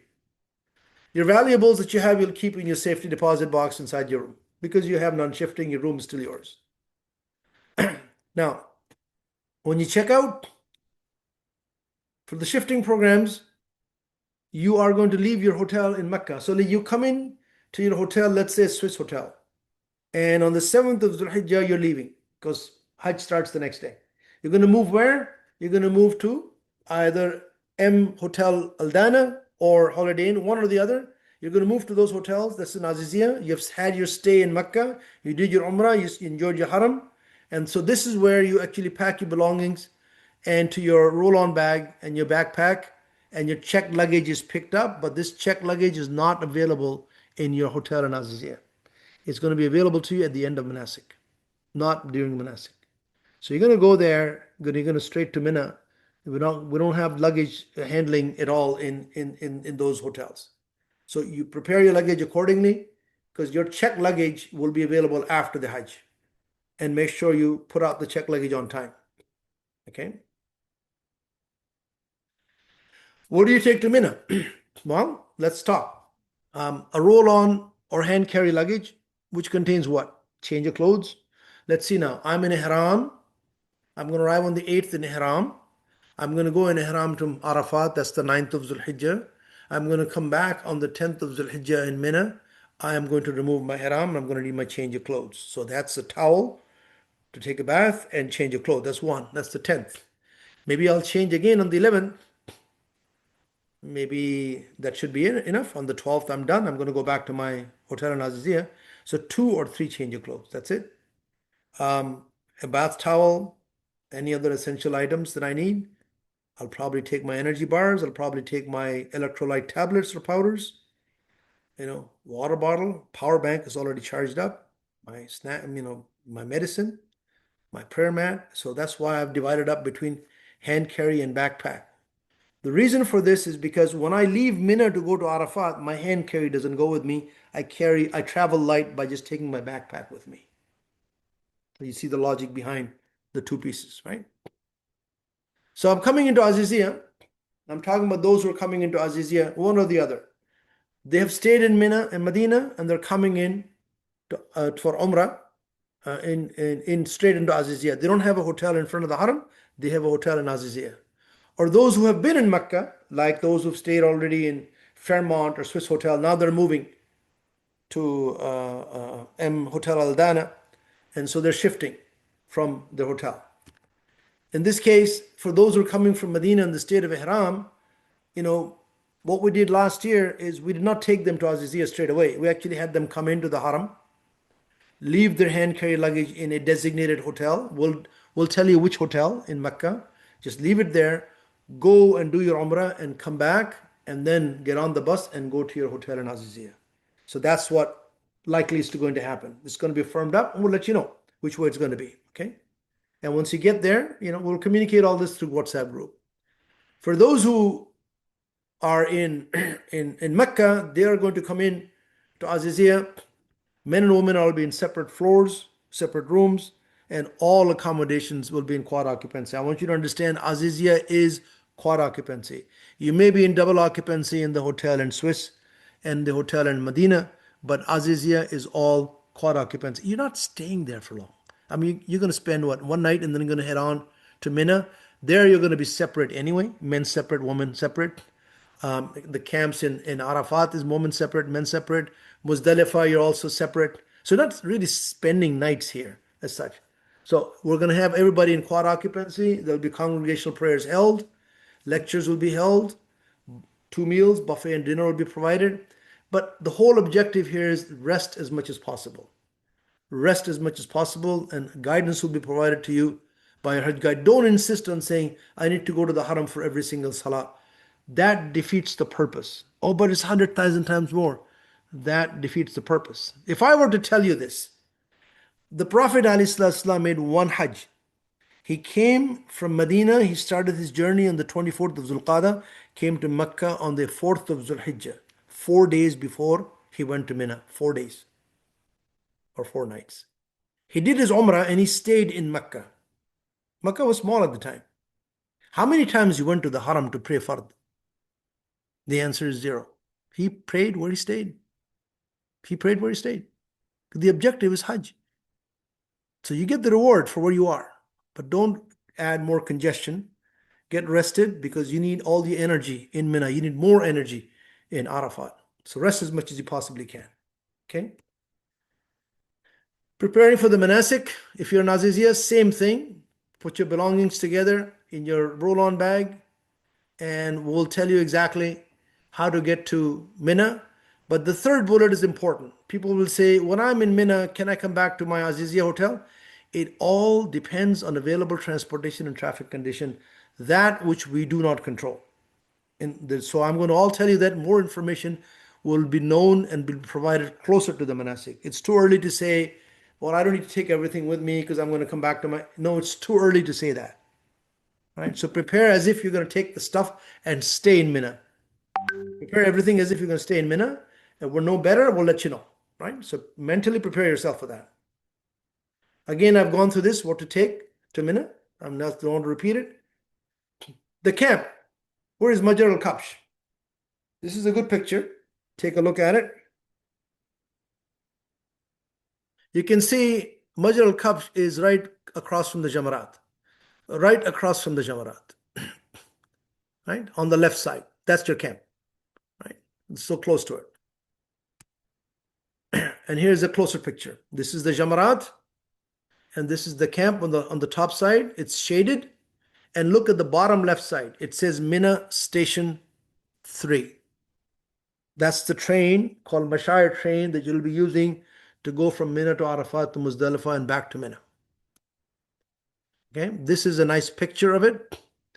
See the camp, you see the ramp to the Jamarat, how close it is. This is King Fahd Road, going into the tunnel, into King Fahd Tunnel. On the other side is Azizia. Right? This gives you a better picture of Google Maps shows you something every peaceful, but there's lots of crowd. Look at the buses on this here. See the buses, the lineup of buses. This picture was taken the day Hajj was ending. That's what it was taken. Right? Tent space in Mina is allocated for each person. There are no extras. You have your own space, and that's it. Bedding will be provided. It's a foam sleeper chair. You fold up to make it a chair, pillow and cover and blanket. Each person will be given a designated tent and bedding by program. So if you are in a group, we'll try to put the group together, try to put the program together, but definitely men and women will be in separate sections, separate tents. Remember, even if the AC is working, the outdoor temperature is closer to 109 or 42 than it is towards 100. Again, I've gone through that, what to take to Mina. Bathrooms are North American style toilets. There's ceramic tiles in the bathroom floor. There's handheld shower within the bathroom stall. I tend to take a large plastic bag with me when I'm going to take a shower in that bathroom because I stick my clean clothes in the plastic bag and I hang it on the hook on the door so it doesn't get wet. And I put my ihram, dirty ihram on top of it. I'll take my shower. So a plastic bag is a nice tool to have. Okay. The meals will have different catering stations set up, separate for men, separate for women. There'll be a variety in meals. Normally, they've provided meals 3 times a day, but generally, they're supposed to do twice. Also available throughout the campus is cold drinks. There are coolers with drinks in it. There are stations for coffee and tea. So you can have that all the time. Right? Our job is to keep the tents clean. Our job is to fold up this foam sleeper chair when it comes time for congregational prayer so we can pray together. Our job is to manage the bathroom in such a way that it is cleaner when we leave than when we enter. People stick toilet paper in it, people sanitary napkins in it, and next thing you know, the bathroom is jammed. Think about the next person who's going to come through, right? People will wash clothes in it. And the men, amazingly, men will come back in. They can't wait for the lineup in the barber shop, so they'll go to the sink in the bathroom and take their own razor and just cut their hair, and the sink is all clogged up, and they'll walk away. Is that good? Is that what you're doing to your fellow human being? Right? Did you know pilgrimage is for everybody at the same time? There's a reason why, because we're related. If there's a demonstration of brotherhood and sisterhood in Islam, it's Hajj. Every walk of life, every person from every corner of this earth is there. Why? Because there is unity in worship. So we care for each other. That's why it's all together, right? People will go take a shower in the stall and they'll drop the ihram and it's soggy wet. Well, there are bins outside. Just carry it to the bin outside and throw it if you want to throw it in the garbage. But don't drop it in the stall. Another person will use it. Please get plenty of rest and stay away from idle talk and engage in dhikr. I'll give you a clue on how do you stay away from dhikr. I tell people to take their Quran and as soon as they leave their home here, start reading the Quran. Your objective is to finish the Quran by the time you end your Hajj. So anytime you have nothing to do, go back and open up your Mus'haf and start reading it. Engage in dhikr, then in talking about back home and this and that. Right? When we're ready to leave, we'll let you know when to pack. Again, you're not going to take with you your carry-on bag. You're going to take you just the backpack. We'll take the Al-Mashayir train, which is right across from the Jamarat, across from the camp. It consists 12 cars, holds 250 passengers. There are 3 stations in Mina, 3 stations in Muzdalifah, 3 in Arafat. We're going to board the train on Mina station number 3, and we're going to get off at Arafat station number 3, point to point. It doesn't stop anywhere in the middle. Okay, straight on. And each group will be given your time. So we'll be told when to leave. And we'll go walk together as a group. Family should be together. Husband and wife should be together as a group with your guide to the train station and then board the train. And when we get to the other side, we have to walk from the train station to our camp. So stick with the group is the main thing. Here's a good view. I thought this view was pretty nice to give you an idea of where we are. Mina station number 3 is the top left side where our camp is, the Jamarat is, and you can see Arafat station 3 is at the bottom. The train takes about 15, 20 minutes when it's moving to get from point to point. How do we get there? So see these escalators and elevators? We're going to come off the camp and take one of these to the very top and then walk straight into the train station from those ramps. Your departure will be according to program. Don't everybody get anxious enough and all jam up to the front gate. We don't do that. We'll advise you of your departure time. Be ready, but stay in your tents until you're told to get to the front gate. And you're only taking the essentials. You're not taking your hand carry luggage. It has no valuables in it. You're just taking with you your backpack. Travel lightly, it's easier for you. If you're planning to stay the night in Muzdalifah, I'm going to spend the whole night, let me take a bed sheet from here. Let me take a pillow from my Mena camp. Don't do that because they'll provide you that in Muzdalifah. The sleeping bag or mat will be provided by the Hajj service provider in Arafat for you to use in Muzdalifah. You don't need to take bedding or blanket or pillow from Mina. Arafat is located near the train station. You actually walk from the train station to the camp. Normally you arrive in the morning. When you arrive in the morning, you rest. Right? It's indoor area, there's carpeting area as well. There's outdoor areas. Only people stay indoors. They come outside for wukuf, North American style toilets, open buffets available. Again, remain hydrated. It's going to be hot. It's a couple of years ago, it was 48 Celsius. It was hot. The ACs were blasting in full force, but still inside was very hot, right? So, I mean, be prepared for that. This is your main reason for going for Hajj. There's the reason for going for Hajj is this day.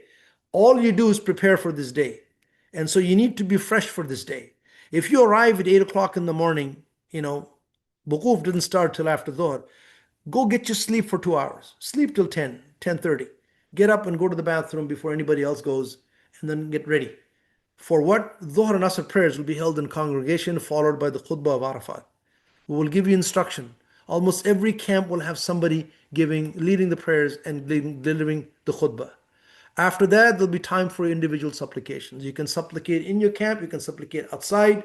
This is your time. This is your time to plead your case to Allah subhanahu wa ta'ala. This is your time to pretend that you have been risen from your grave. You're standing before Allah and accounting for what you did. Because Arafat is a rehearsal of the Day of Judgment. Think of that way. No need to go outside the camp compound. Brother, I need to go to the masjid. I need to go to the Jabal Rahmah. There is no need. The Prophet ﷺ said all of Arafat is a place of standing. And there's wisdom in that because not everybody will fit in the Jabal anyway. So why won't you go there and get exhausted from the heat and worst of all, get lost? What are the worst places to get lost? So spend your time making your supplications, and then we'll tell you when we'll depart from Muzdalifah, which will be after Maghrib. Main thing is you remain hydrated. And just remain hydrated. It's important. And when time comes for you to move to the train station, we'll tell you, be with your group. Men and women are separate in Arafat, but we try to get the families together. We'll find a way of getting them together so we can move together to the train station.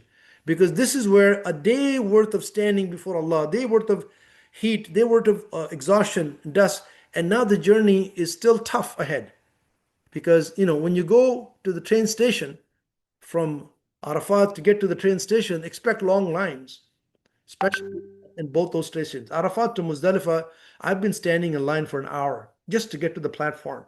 An hour and 10 minutes, hour and 15 minutes. Some people take a folding stool. I've seen some people carry these folding stools or temporary stool. They unfold it, they sit there because the lines hardly move. But the main thing is you remain hydrated. You don't want to faint because you have not been drinking, because that also has happened, right? Just make sure you drink plenty, okay? When you arrive in Muzdalifah from the train station, you'll get to the stay area that is arranged by the Hajj service provider. It is carpeted. We'll get there. First thing we do is make wudu and may pray Maghrib and Isha in congregation. And then we either drink something or rest in the provider's sleeping bag. Men and women will be separate. The washrooms are in the same area, but we don't leave the area. If you're going to go to the washroom, make sure you go as a twosome or threesome, especially the women. Because when you go to the washroom, you look back and you say, where did that come from? Was it this direction or that direction? It's one of the worst places to get lost. Right? So make sure you don't go by yourself. You go as a twosome or a threesome. From Muzdalifah to Mina, there will be two departures. So this is where some of the Hajj guides will end up going with the groups leaving at midnight. So you're allowed to leave after half the night passes. The Prophet ﷺ allowed women, children, elderly, sick, and the weak to leave in the middle of the night, right after half the night. So you can go with them to the train station and go on to Mina.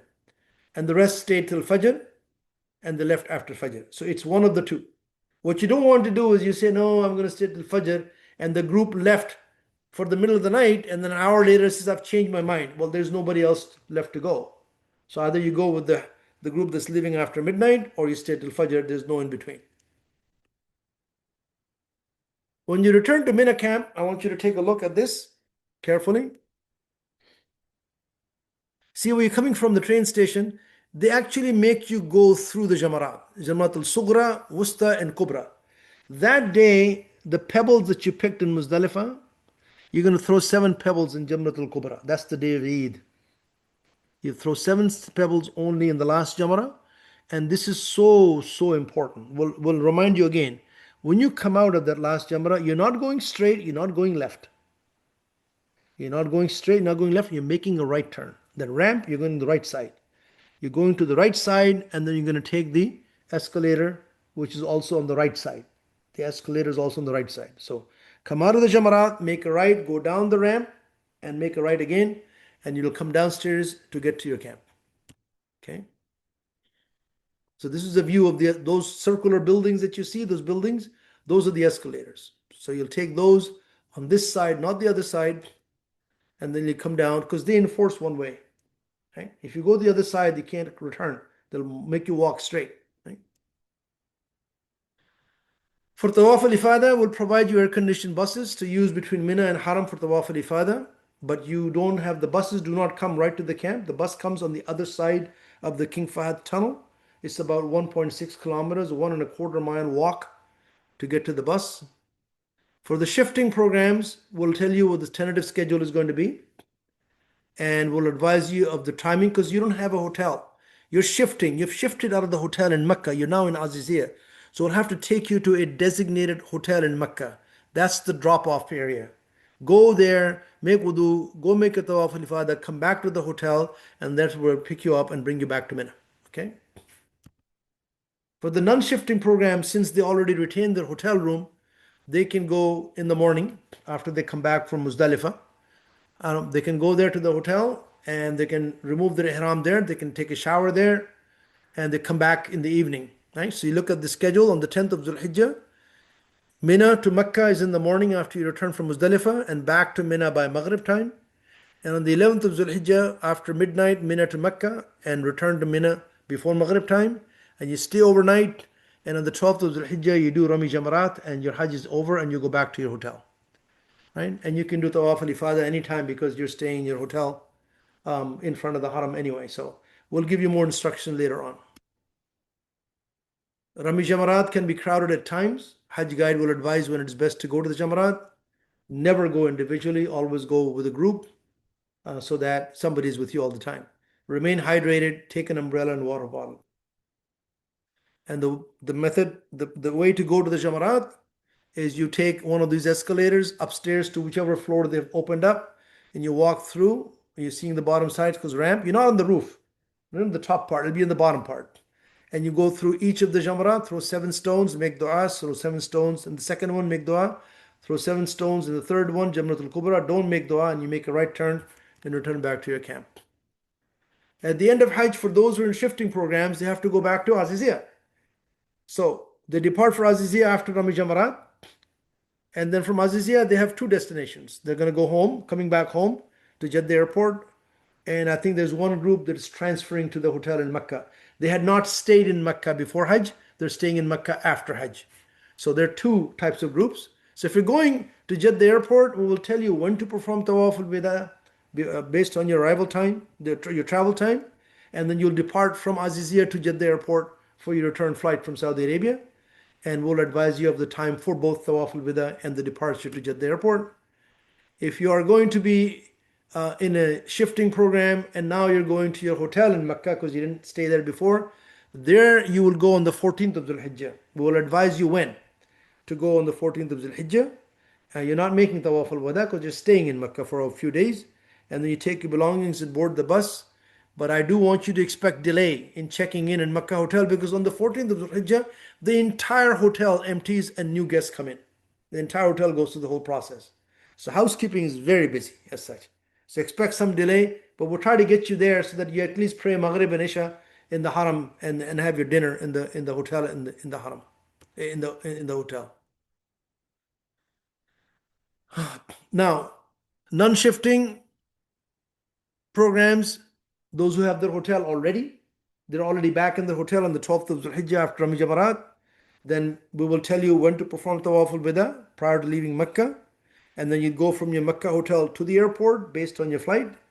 Or some of you are going to Medina, right? They're staying in Medina. They started in Mecca. The Medina is after Hajj. And so we'll transfer you to Medina on high-speed train. And the guide will advise you on both Tawaf al-Wada and departure from Mecca, whether to the airport or to Medina. Folks, everybody gets a 5-liter Zamzam pre-packed for check-in.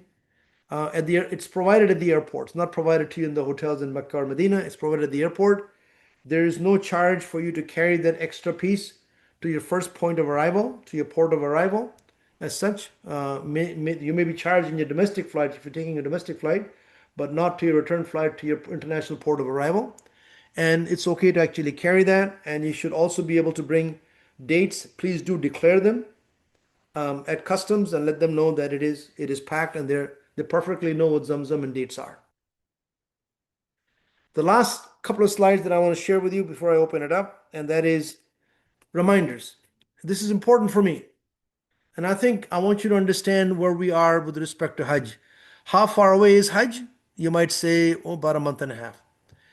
The verse of the Quran is very clear when Allah subhanahu wa ta'ala says, Al-Hajju ashhurun ma'lumat.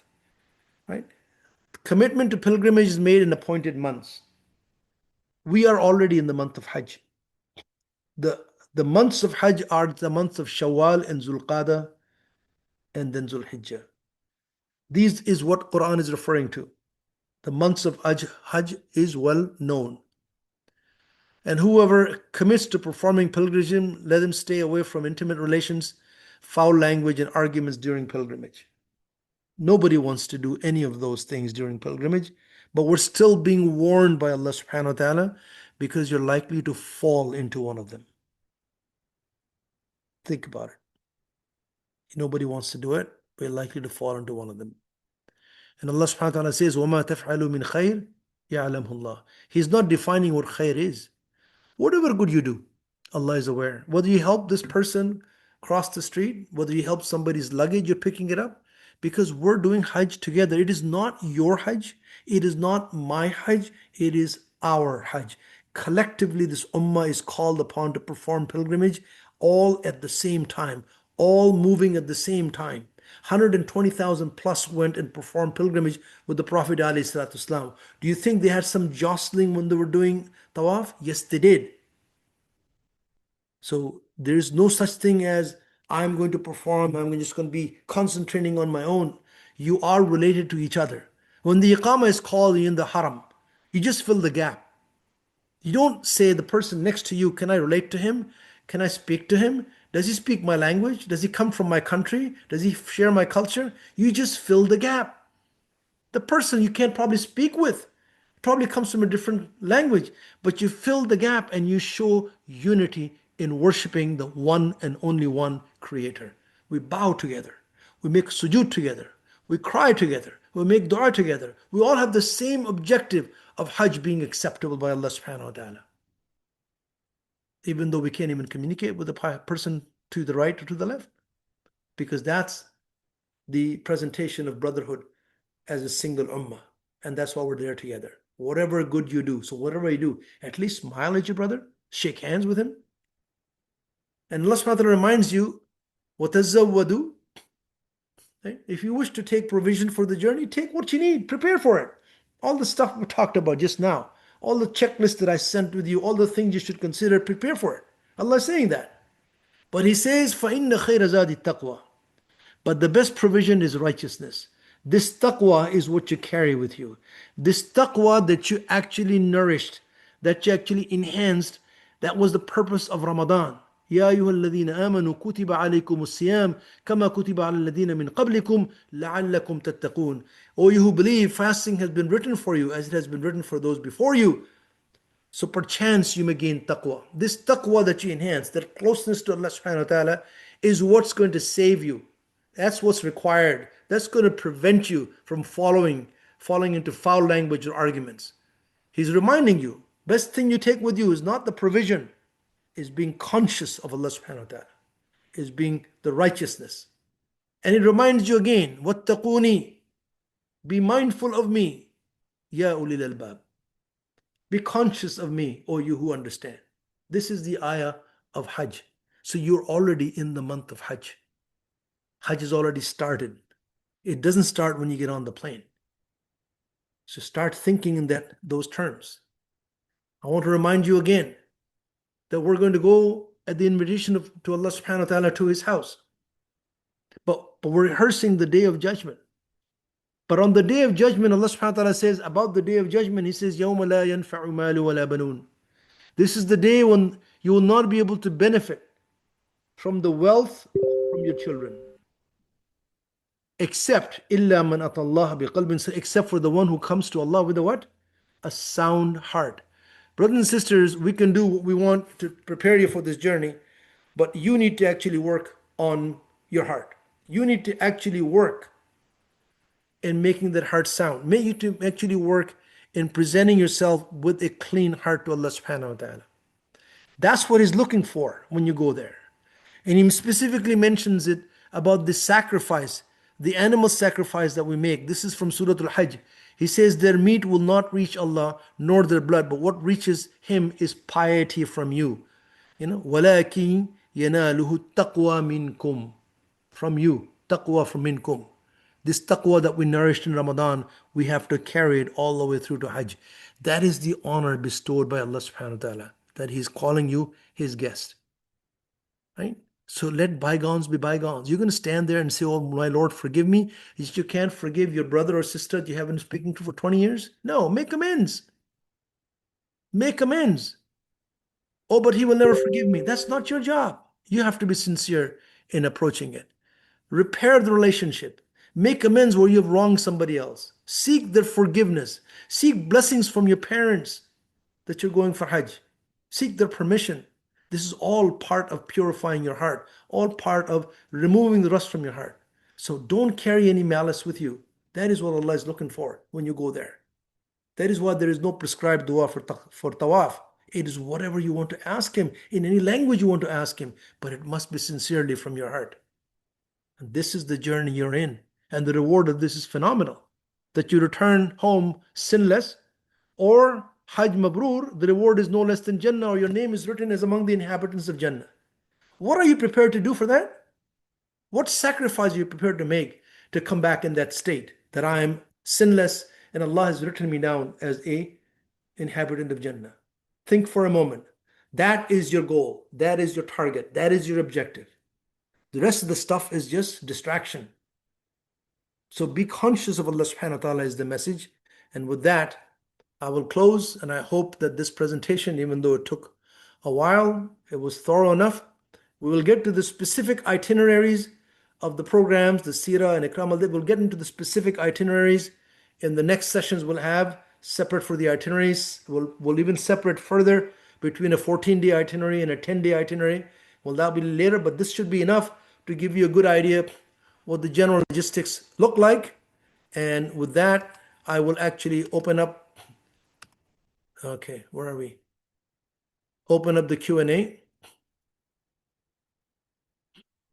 And so if you have any questions, feel free to ask.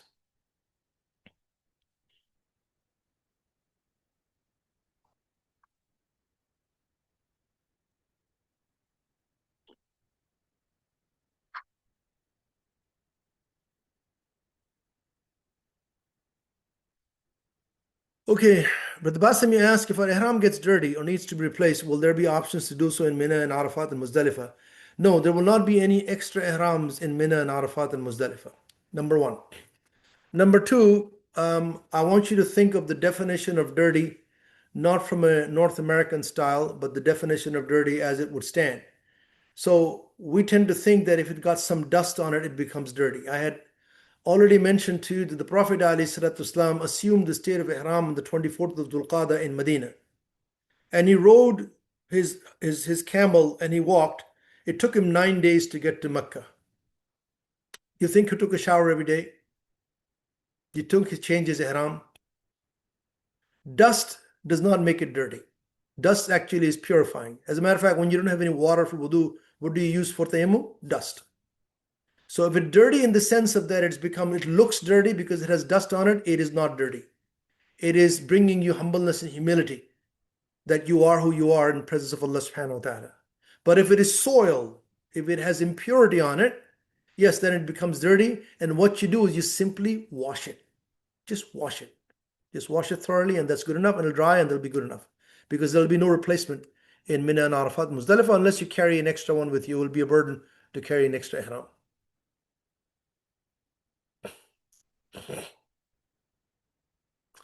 Question: given the current situation and the potential impact on airlines such as Qatar Airways, I wanted to kindly ask if there are any contingency plans in place regarding group flights in case of any unexpected disruptions. Additionally, could you please advise when we can expect confirmation of the final flight arrangements? Brother Muhammad, we are all aware of it, and Qatar is all aware of it. If I were to tell you that Qatar is issuing tickets for Hajj, even though they know the flights are not going. So they are actually issuing tickets for Hajj as such. So the contingency plan would be a reroute by them. That would be one contingency plan. The Saudi government have already announced that the Hajj will happen. There was in a press conference that was done, I think, 2 days ago, in which they came out and said, as far as they're concerned, Hajj is happening. Hajj is not being canceled as such. And so Hajj will happen. For those who are on Qatar Airways, the airline will look to reroute you. As to when they will tell us that this is a go, I don't think anybody knows that. But I'm pretty sure that they have a plan in place for a group flight to go for Hajj, and because Hajj has to happen as such. So if they're saying go ahead and issue the tickets or to the Hajj service providers, obviously they have a plan in place as such for actually Hajj to happen. By the way, Umrah never got canceled. People thought of Umrah, there people call us and say we don't want to go for Umrah. Umrah never got canceled all through this time. Saudi Airlines never got canceled. They never paused their flights to Jeddah. Turkish Airlines didn't pause their flights. Only those in like Qatar and Emirates and Etihad did. Emirates and Etihad have resumed it. Qatar has not. But I'm sure there's a plan for it. When the time comes, we'll probably let you know. When will the time be? I don't know. I think they have not specified it, but I think they're just going by week to week to decide it. If and when they communicate what the plan is, we will let you know as such, right? But plan on going, inshallah. What about the animals for sacrifice? Well, again, we'll go through the process. If you have not already paid, we'll certainly ask you specifically to pay for the animal sacrifice, and that'll be taken care of on your behalf. As far as making arrangements for the sacrifice to be done on your behalf while you're at Hajj. Is the vaccine from 15th of July 2021 okay? 22, 23, 24, 25, 26. If it's a conjugate type, which is good for 5 years, then you are going to be okay. Assalamu alaikum. Will you post the recording for those who came late? What about the spreadsheets? I will post the recording of this, but not the presentation is too big to be sent out. But the recording has all the slides anyway. The recording will be posted in our normal channel that we have for Hajj Network, and it'll be posted there, inshallah. Brother Majid wa iyyakum, thank you. Assalamu alaikum. Where can we find the checklist? Keith, I think it's embedded in my presentation as such, but we'll see if we can work on something. So to me, a checklist, if I say carry electrolytes, and you will say, okay, but to put it in the context of you will need it here, that's why I placed the items in the context of where it would be needed as such, as opposed to a big checklist and you have to figure out where it may not be needed. They're not checklists for you to go out and purchase. A checklist for you to think through, hey, do I need this? And so how many should I carry? Maybe I don't need this. Maybe I don't need a Vaseline. I don't have that issue. So it's something for you to consider as such. We'll try and see if we can put a checklist together and send that out as such, but it's embedded in the presentation. If you were to, that's why I suggested in the very beginning, it'll be helpful if you made notes for your presentation. Oh, this is a good idea. I should consider this. You should make notes. If not, you can read the recording, watch the recording again, inshallah. Will we be doing Umrah from Medina to Mecca in a shifting in Medina first package? We're in 302 package. We'll be doing Umrah from Medina to Mecca in a shifting and Medina first package. Yes, Brother Ali, if you're in a 302 package, you'll be coming into Mecca and you'll be doing Umrah, because obviously as soon as you come into Mecca, you'll be assuming the state of Ihram from just outside Medina. If you're in a 302 package, you'll absolutely be wearing your garment in your hotel in Medina, getting on your transportation, making the intention before the miqat and coming into Mecca and doing your Umrah. And then and then wait for start of the Hajj in Mena, inshallah. Thank you very much for this thorough overview. This is the whole objective that we have, is that this is helpful to you. And it's important for us that it is helpful to you. And I want you to compartmentalize it. People mix up things and that's why, to avoid all those things, just keep to the logistics and admin, get this through. Will you retain 100% of it? No, but the recording's there. Will we talk about it at some point in time in some of the other presentation? Probably. Some of this will probably come up in the itinerary review. I think we have a secondary to the itinerary review. So it becomes more specific when we go through the itinerary review. So next presentations that we have will go through itinerary for a 14-day program. And now we're going to go through it in the way the actual program will proceed. And again, there'll be more questions asked. By the time you finish this thing, it'll be solidified in your mind. And we're not going anywhere. We're going to be with you, inshallah.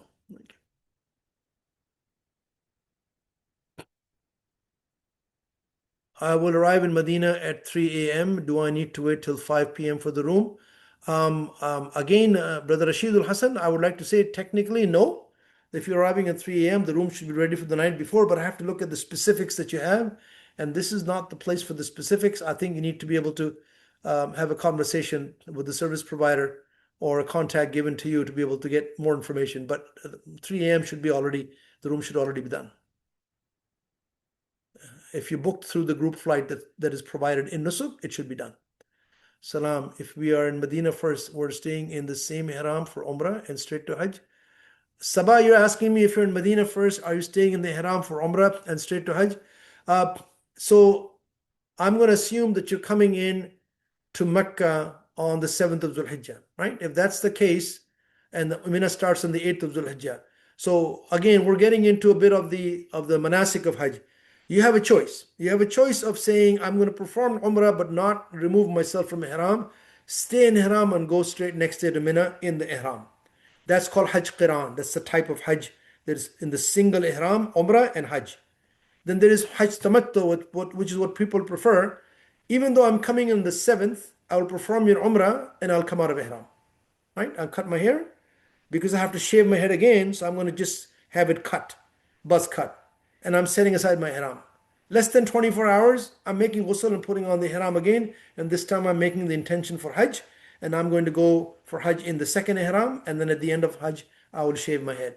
You have both choices. In your case, you just have to cut your hair twice.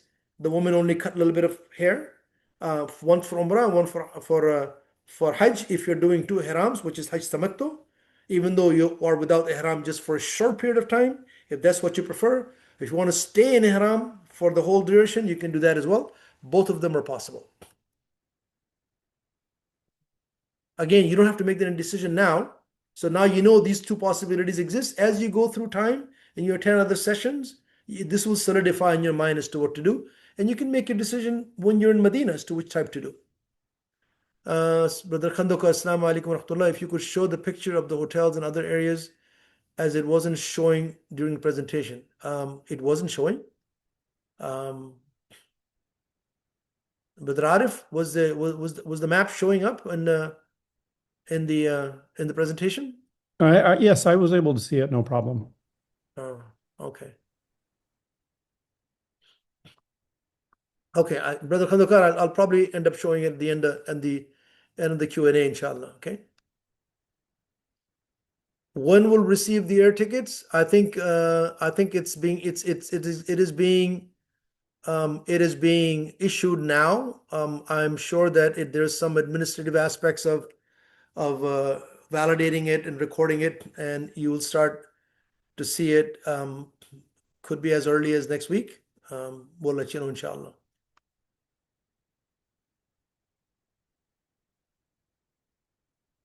Under what scenarios can we travel back to the hotel if a non-shifting package?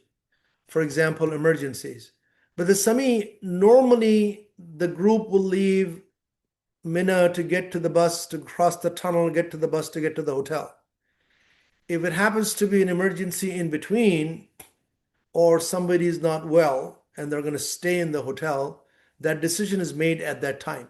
But you don't have a shuttle system that if it's an emergency, I need to leave now and there's something transportation available over there to take it. This has to be decided at that time of the emergency, is what to do if you're in the camp and there's an emergency. You might not be going to the hotel. You might be going to a clinic, for example. So it's not something that is set up as a shuttle service. We'll have, for example, we'll take you in the morning, we'll bring you back in the evening, and nothing in between, nothing in the middle of the night, right? Because that's transportation is not always available. We'll have to deal with it when the emergency happens.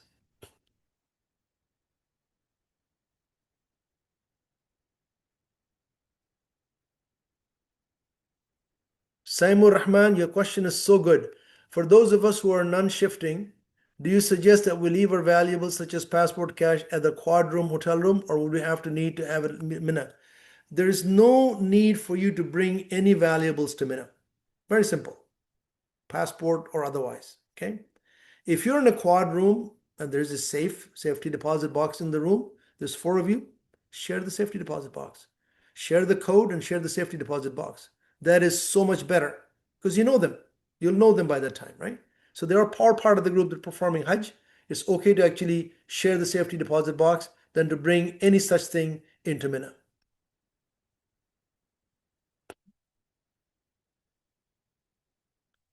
When will we get to spend time in Azizia Hotel and how will we be able to come back and forth from Mina?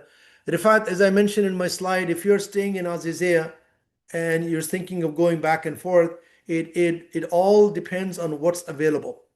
It all depends on the traffic conditions and availability of transportation to that destination.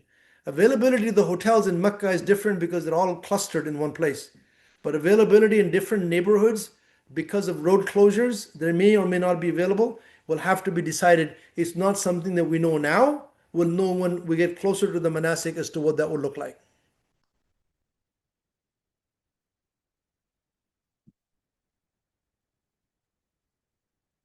Fatima, I'm glad you asked this question.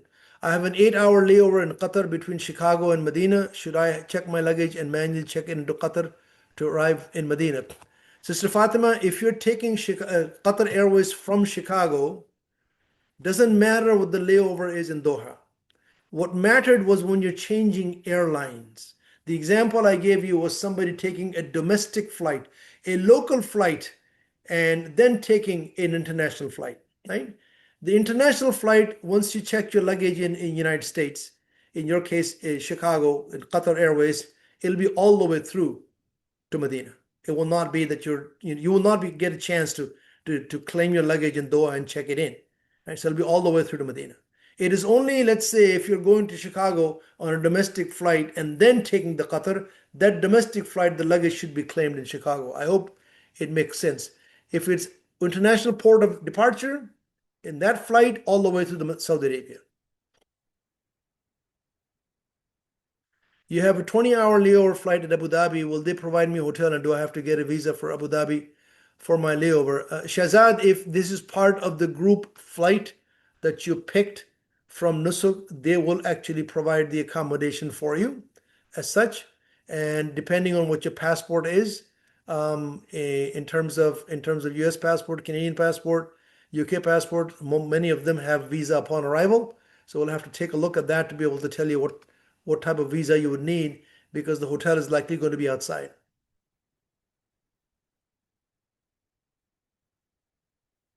Andrea, I'm glad you asked this question just to clarify. You indicated the medication you take it's in a weekly box. So medication is okay to be outside of his pharmacy dispense container with proper label. And if so, does this change if the medication amount is vast due to multiple conditions?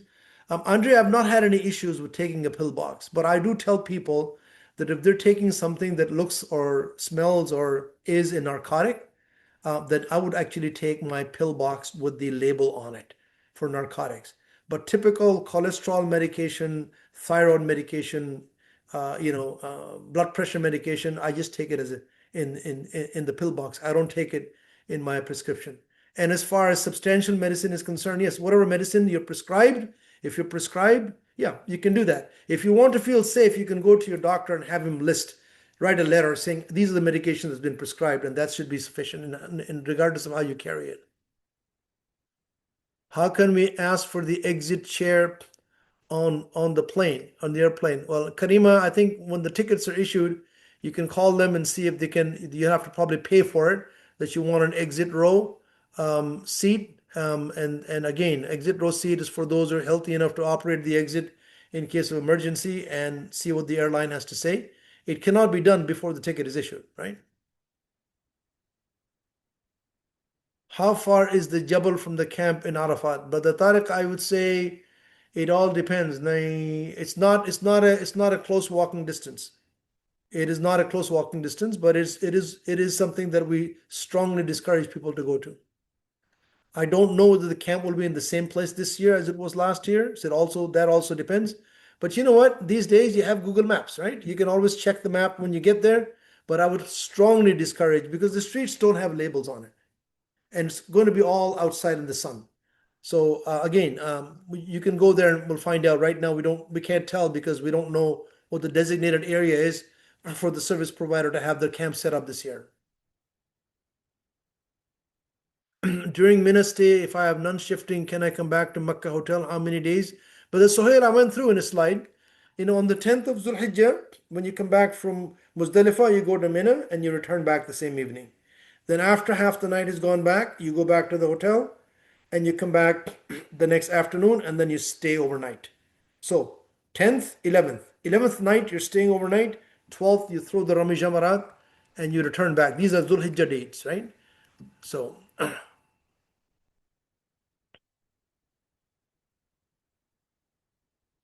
inshallah, my flight will be from DC to Medina. It's customs in Jeddah and then a local flight to Medina. So Sabina, let me answer this question. This is one of those things. You're taking Saudi Airlines from DC to Medina. Normally, your luggage will be checked all the way through to Medina, and you will not claim it in Jeddah. And they will do the customs in Jeddah on your behalf, and you can claim it in Medina. If they find anything objectionable, they will catch you at Jeddah airport and tell you, open the suitcase. We want to examine that. I've had that situation. Right now, people going for Umrah on Saudi Airlines to Medina, the luggage goes all the way through to Medina. They don't claim it in Jeddah, right? As such. But I've had the situation where I've gone in to domestic transfer, and the guy said, "Hey, go claim your luggage and bring it over." So I don't think they're going to do that, but generally speaking, it should go all the way through to Medina. Customs happens behind your back. If they have anything objectionable, they will catch you when you're about to board the flight to Medina. Second question is, do we keep our passport with us all times and leave that suitcase in the hotel when inshallah we're in Mina? The passport is to be decided, right? I mean, it depends on the service provider. Last year, some service provider didn't keep the passport. Some took it for their documentation and then return it. So it's too early for that. But passport generally should be in your possession and it should be in a safety deposit box in the hotel.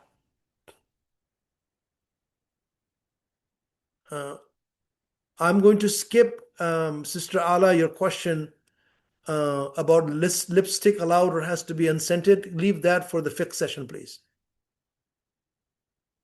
Why would people be stealing during Hajj? Isn't it about pilgrimage encouraging bad behavior? Well, Brother Shaheed, all kinds of people show up, right? When I went with my mom in 1984, during Tawaf, somebody took a blade and cut her pocket and removed the wallet from it. Okay, so not everybody comes with the right intention as such. So that's why we're saying abundant of caution as to why you should not take. any valuable with you to the Haram in Medina and Makkah. Right? Simple as that. Can you wear footwear during tawaf? Brother Mazhar, this is a question you should be asking the Sheikh, but the short answer is yes, as long as it's not soiled. If we're on US domestic flight that connects to another flight to Medina or has multiple layovers, would you be okay to check your luggage? US domestic flights only allow personal item and carry-on luggage. Everything else needs to be checked in. Farzana, if you're taking a US domestic flight to a US airport from where you're going to take the international flight, that segment, domestic to the international port of departure in the United States, that's when you check in here in your domestic departure, claim it in domestic arrival. Then once you check in at the international port of departure, regardless of how many places it transits, that check-in should be all the way through to Medina, as long as the airline takes it all the way through to Medina.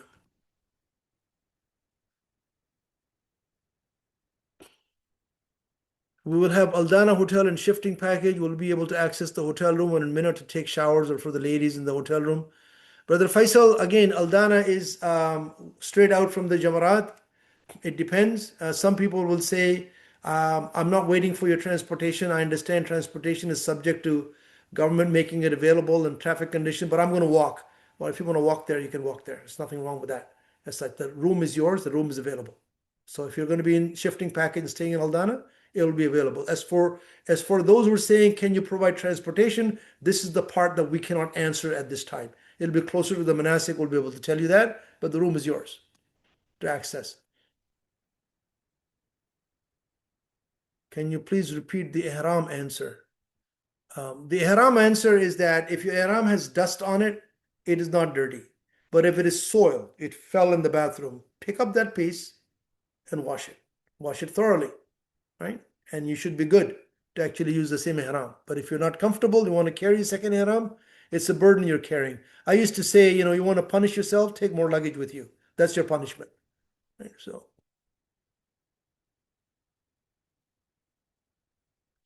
Thanks, brother. I'm not taking the group flight. I'm leaving directly from Abu Dhabi in UAE to Jeddah and then a local flight to Medina. Is that okay?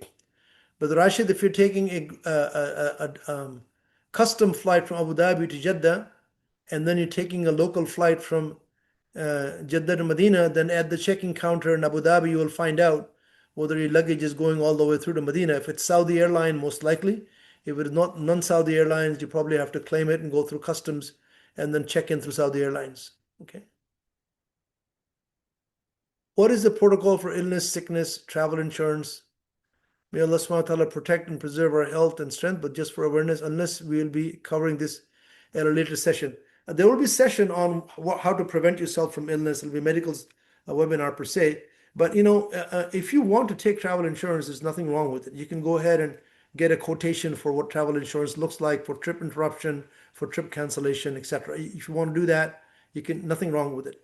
But as far as illness and sickness is concerned, there are clinics available everywhere during the manasik of Hajj.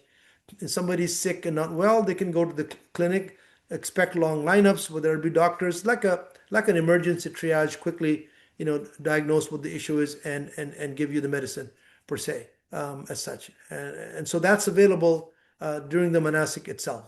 If it is a serious illness, for example, then you'll have to be taken to a hospital, and they'll be admitted in the hospital, and they'll go from there in respect to the seriousness of your injury, of your sickness, and what the next procedure is going to be. If you, God forbid, end up being in the hospital and the whole group departs, and you're still stuck in the hospital, there'll be always somebody with you. You'll never be abandoned per se until you're well enough to return. You may have to lose your flight. You may have to book another flight. You may have to pay for that. But that's something that's dealt with at the time when it happens. Okay. Where can we find the recording of the past webinars? Okay, Brother Arif, you can put it in chat, please. The Hajj Network link for the past webinars. Sure, no problem. I'll put that in the chat. Will pillows be provided in Muzdalifah? Generally speaking, they actually give you a sleeping bag or a mat. They don't provide a separate pillow. And what I tend to do is I tend to actually take my prayer mat and I roll it up and stick it under my neck. So they don't provide pillows per se.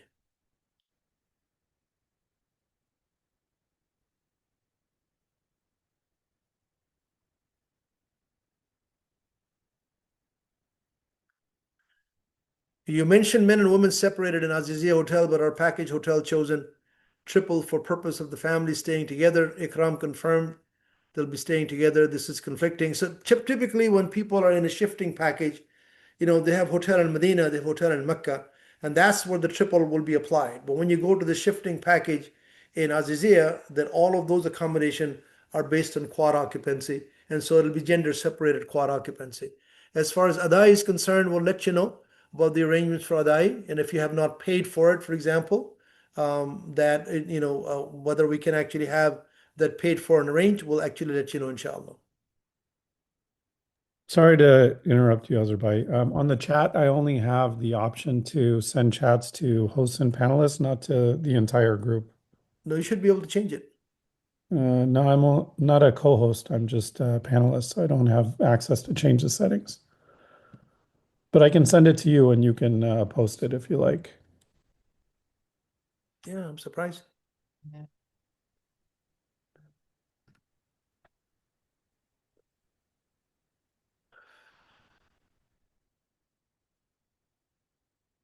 There's a twisty there. It says everyone. Can you see that?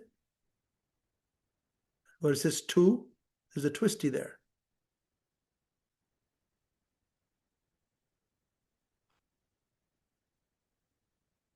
Okay. There it is. I've sent it out to everyone about where the recording is going to be stored, kept. Going from Washington, D.C. to Riyadh, 2 and 30 minutes later than going to Medina. Where should I wear the ihram? In Riyadh. In Riyadh, you can put on the ihram garment and get on the plane, inshallah, if you're going to Jeddah, not Medina. If you're going to Medina, anybody going to Medina first don't need to be in ihram. This is only for those who are going to Makkah first. If you're going to Medina first, whether you're going through Riyadh, through Istanbul, through anywhere, you don't need to be in ihram when you arrive in Medina. It's only when you're going to Mecca that you need to be in ihram before you cross the miqat, not for Medina. Okay.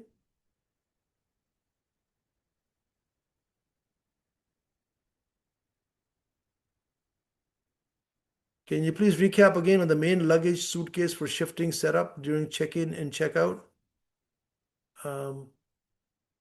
Again, you have one suitcase that has your belonging, and you have the carry-on that you take your Mena belongings with you to Mena, and you have a backpack that you take from Mena to Arafat and Muzdalifah and back, basically. So one suitcase for all your belongings and one carry-on.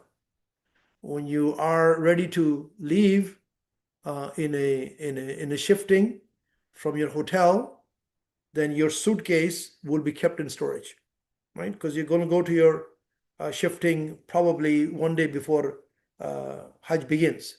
So your suitcase goes into storage, and you have with you in your carry-on all the stuff you need in Mina and Arafat and Muzdalifah.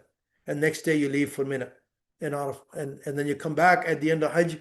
Then you'll have your suitcase with you to actually repack and head out to the airport. How many times head shaving will be required, Brother Muhammad? Sharifud Zaman, every time you want to come out of Ihram, you have a choice of a haircut or shaving. If somebody wants to do Umrah and then do Hajj, and they want to shave the head eventually, what you do at the end of Umrah, you buzz cut your hair, and at the end of Hajj, you shave your head. Okay, we're going quite a bit over here. I've received my Hajj visa and understand that my journey starts from New York. I'll need to arrange to travel from Chicago to New York. Is it possible to change my ticket to depart from Chicago instead? Brother Sayed, no changes to group flight. So it will not happen. You have to take a domestic to New York. Okay, so basically, if you have received your ticket, once you receive your ticket and it is confirmed that your flight from Chicago is there, from New York is there, then you make the arrangements for your flight from Chicago to New York in such a way that you have at least 5 hours between the time you arrive in New York and your international flight depart. Okay, wait till you get your international ticket, then you make that decision.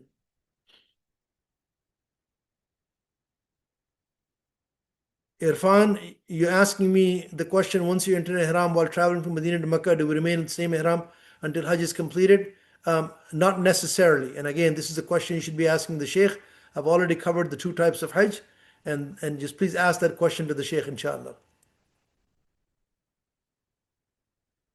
When we expect to receive the airline tickets for the group flights? I think the tickets are being issued as we speak. I think the ticket will be started. They'll start sending it out sometime next week. It'll take some time to send out to everybody, and you should have that for the group flights.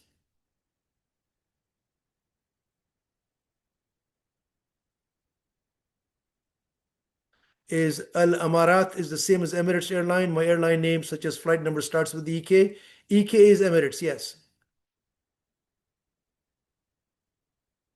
Besides Ihram, what other essential items will be provided by service provider?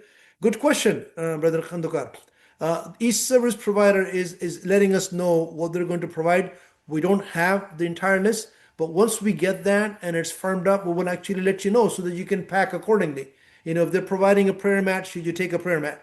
Etc. If they're providing a spray bottle, should you take a spray bottle? So we'll let you know once we know, once we have that. We'll actually send that out based on what the service provider provides, inshallah. Just hold on a second, please.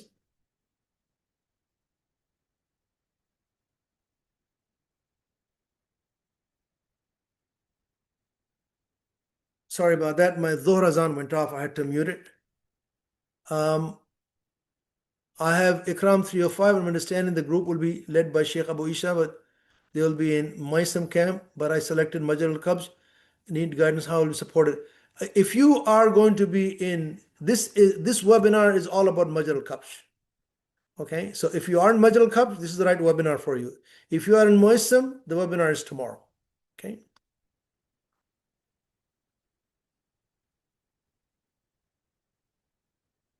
I'm a group of 3 women. Will there be a guide group created for only Fairmont 402 package? We're flying from IID.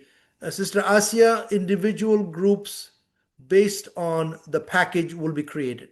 So there'll be a package created for 402. There'll be a package created for Ikram. There'll be a package created for signature A, Sira, signature B, Sira. All of that will come through as individual because that's the best way, because there'll be a guide assigned to each, and each guide will have just that group to look after, which is how we provide the services to the best of our ability.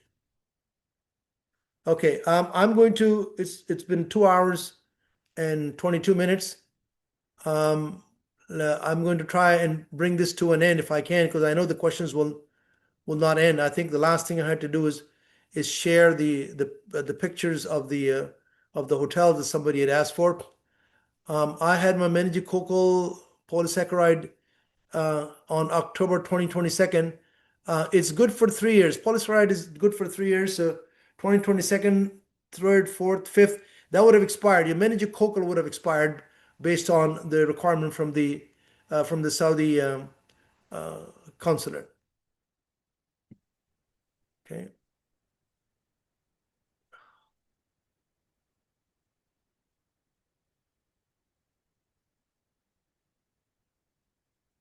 MashaAllah, Brother Azhar, you've already answered 120 questions. Yeah, for those with shifting packages, are we responsible for moving our luggage between the hotels?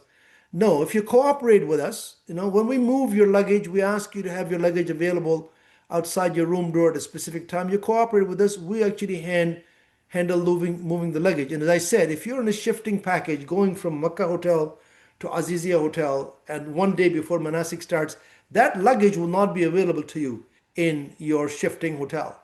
That luggage will not be available to you. You will be packing for Mena because the next day you're going to leave for Mena. So again, more instructions will come out. I don't think you need to actually finalize this. What you need to finalize out of this webinar is just understand that there's going to be a movement and there will be a luggage handled by Dar Islam, but understand the things you should consider taking with you. Just visualize how it's going to work through. And then it'll become more crystallized for you when we walk through the itinerary for your program, for your shifting program, for your non-shifting program, for the 402, for the 302. It would become more crystallized. Right now, it's generally the logistics, and you try to visualize what it looks like as such. Okay. All right.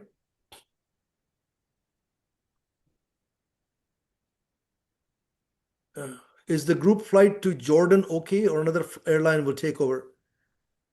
Jordan. I mean, you have to have a flight that lands in Jeddah or Medina. So I'm not so sure. I mean, group flight to Jordan.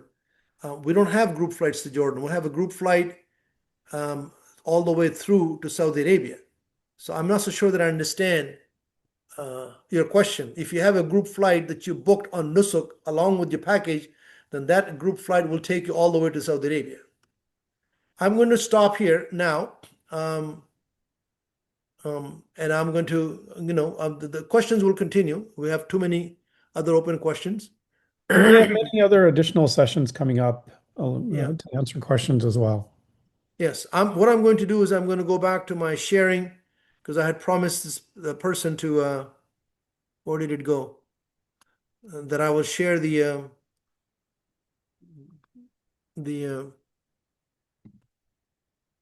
map. Where did it go?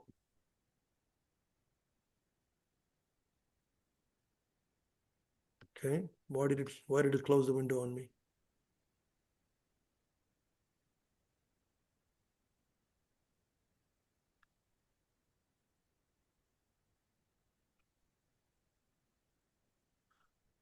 Okay. Somebody asked me to show the map of the hotels.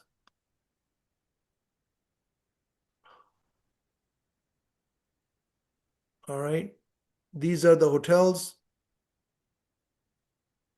in Medina.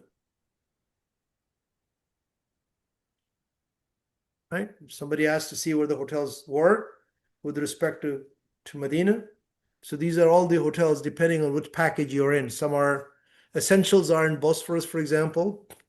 Concord Al Khair is another one. So it depends on which package. It's next time you attend the webinar, make sure you know what your package is. Whether you're starting in Mecca and Medina, whether it's Al Muassim, whether it's Majar Alkabsh, whether it's shifting and unshifting, it really helps you to know this is my package and therefore I can now understand. Because in a webinar like this, when I'm going through the general logistics, it's all the packages combined and you have to pick through. That's why I asked you to make notes, and hopefully this was of use to you, inshallah. I'm gonna share now the hotel in Mecca. Okay. So these are the hotels in Mecca. As you can see, M Hotel Al Dana is 9 kilometers away. It's more in Azizia. And Holiday Inn is also 6.3 kilometers, but the rest of them are just around the Haram. And this is the other two hotels near Mina.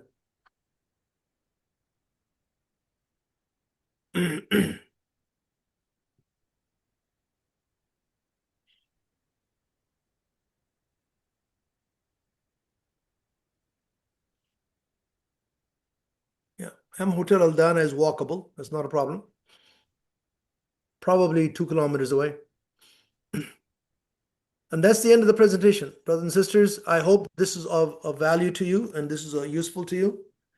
And may Allah subhanahu wa ta'ala grant us all ease in this journey, grant us safety in this journey, and invite us to His house to perform Hajj and accept from us all our sincere effort and deeds and our Hajj and our du'as, inshallah. Jazakumullah khair for taking your time. And inshallah, we'll meet again on the Sira specific webinars for next week. And I think Brother Arif will cover all the Ihram specific itinerary webinars as well. And so you need to know which package you're going to be joining because you can't be joining every webinar. You need to know which one to join because now we're going to become more specific. And do also look at the schedule. We have medical webinars, we have sisters webinars for the women's issues.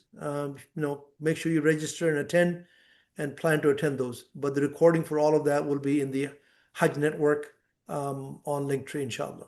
سبحانك اللهم وبحمدك نشهد أن لا إله إلا أنت نستغفرك ونتوب إليك بسم الله الرحمن الرحيم والعصر إن الإنسان لفي خسر إلا الذين آمنوا وعملوا الصالحات وتواصوا بالحق وتواصوا بالصبر جزاكم الله خير السلام عليكم ورحمة الله وبركاته